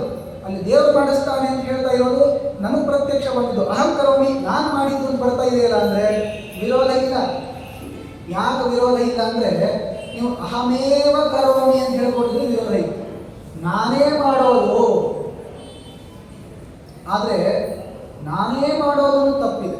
ಯಾಕೆಂದ್ರೆ ದೇವರು ಕೂಡ ಮಾಡಿಸ್ತಿರ್ತಾನೆ, ಅವನಿಗೂ ಇದೆ, ಅವನಿಗೂ ಇಲ್ಲ, ಅವನಿಗೇ ಕರ್ತೃತ್ವ ಇರೋದು. ಆದರೆ ಆತ ಏನು ಮಾಡ್ತಾನೆ ಅಂದರೆ ನಮಗೂ ಕೂಡ ಕಿಂಚಿತ್ ಕರ್ತೃತ್ವವನ್ನು ಕೊಡ್ತಾನೆ. ಎಷ್ಟು ಅಂಶದಲ್ಲಿ ನಾವು ಮಾಡಿದ ಫಲ ಸಿಗಬೇಕೋ ಅಷ್ಟಂಶದಲ್ಲಿ ಪ್ರಯತ್ನವನ್ನು ಪರಮಾತ್ಮ ಅಪೇಕ್ಷಿಸ್ತಾನೆ. ಈಗ ನೀವು ಪರೀಕ್ಷೆ ಬರೆದ ಮೇಲೆ ಆ ಪರೀಕ್ಷೆ ತಿದ್ದುವಂತಹ ವ್ಯಕ್ತಿ ಅವನು ಚಾ ಕುಡಿತಾ ಇದ್ದ, ಅದು ನಿಮ್ಮ ಪೇಪರ್ ಮೇಲೆ ಬಿದ್ದು ಆ ಪೇಪರ್ ಹಾಳಾಗೋದು, ಇದೆಲ್ಲ ನಿಮ್ಮ ಕೈಲಿಲ್ಲ. ಎಷ್ಟೋ ಹೇಳ್ತಾರೆ ನೋಡಿ, ಈ ಪೇಪರ್ಗಳನ್ನು ತೊಗೊಂಡು ಹೋಗೋ ಕಾಲಕ್ಕೆ ಆ ಪೇಪರ್ ತೊಗೊಂಡು ಹೋಗುವಂಥ ಗಾಡಿ ಆಕ್ಸಿಡೆಂಟ್ ಆಗ್ಬಿಟ್ಟು ಎಲ್ಲ ಪೇಪರ್ಗಳು ಹೋಗ್ಬಿಟ್ಟು ಮತ್ತೊಮ್ಮೆ ಬರಿಬೇಕಾಯಿತು, ಈ ಪೇಪರ್ ಲೀಕ್ ಆಯಿತು ಅಂತೆಲ್ಲ ಹೇಳ್ತಾರಲ್ಲ, ಇದು ನಿಮ್ಮ ಕೈಲಿದೆಯಾ? ನಮ್ಮ ಕೈಲಿಲ್ಲ. ಪೇಪರ್ ಎಲ್ಲ ಕೊಟ್ಟರೆ ನಮ್ಮ ಬುದ್ಧಿ ಅಷ್ಟು ಬರೀಲಿಕ್ಕೆ ಮಾತ್ರ ನಮ್ಮ ಕೈಯಲ್ಲಿ ಆಗೋದು. ಮುಂದೆ ಏನಾಗ್ತದೆ ಅಂತ ನಮಗೇನು ಗೊತ್ತಿದೆ?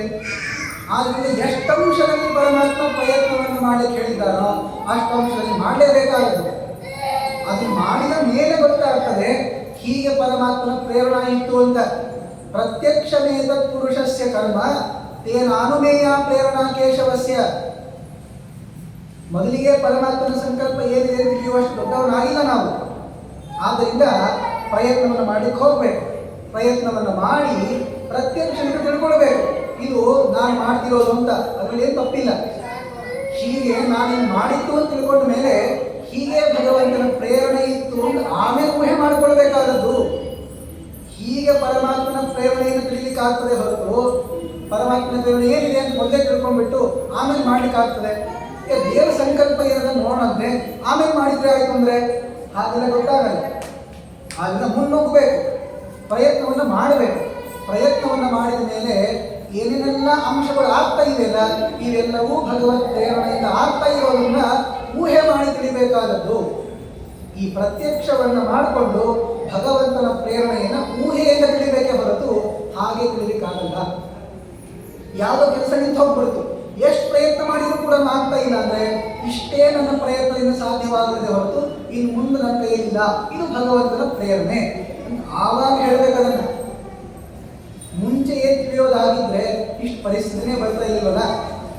ಆದ್ರಿಂದ ಎಲ್ಲಕ್ಕಿಂತಲೂ ಕೂಡ ಶ್ರೇಷ್ಠವಾದದ್ದು ಪ್ರಯತ್ನ ಧರ್ಮರಾಜ.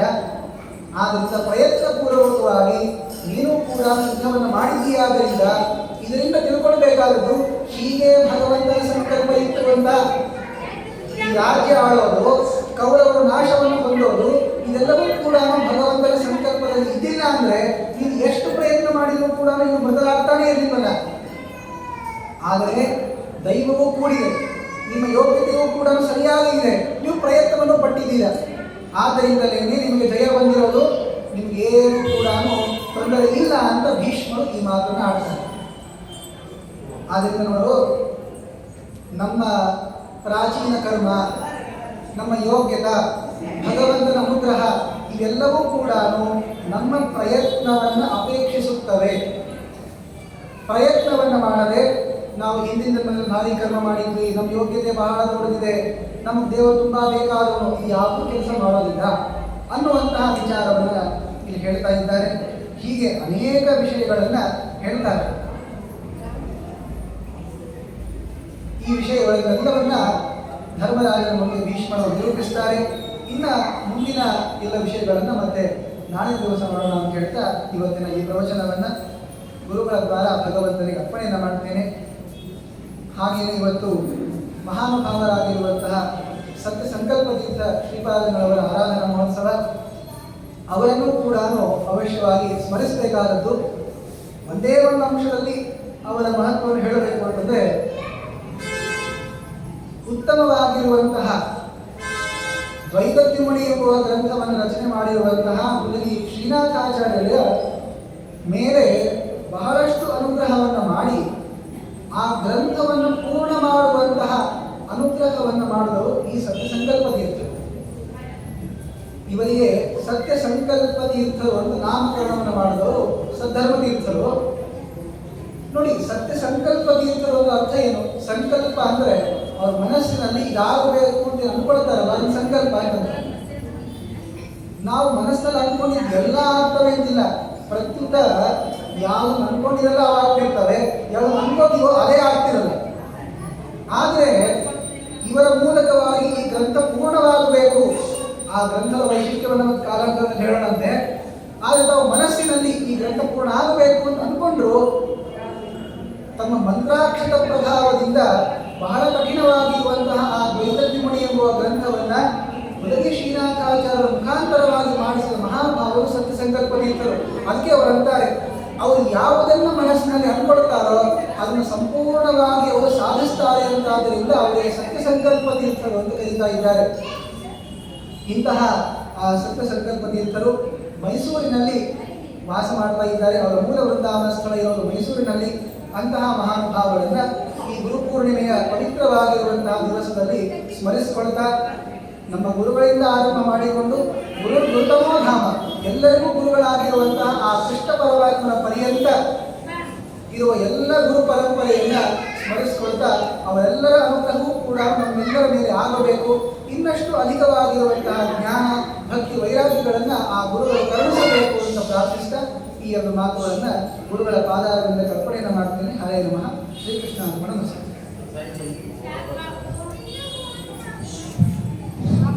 ಇವತ್ತಿನ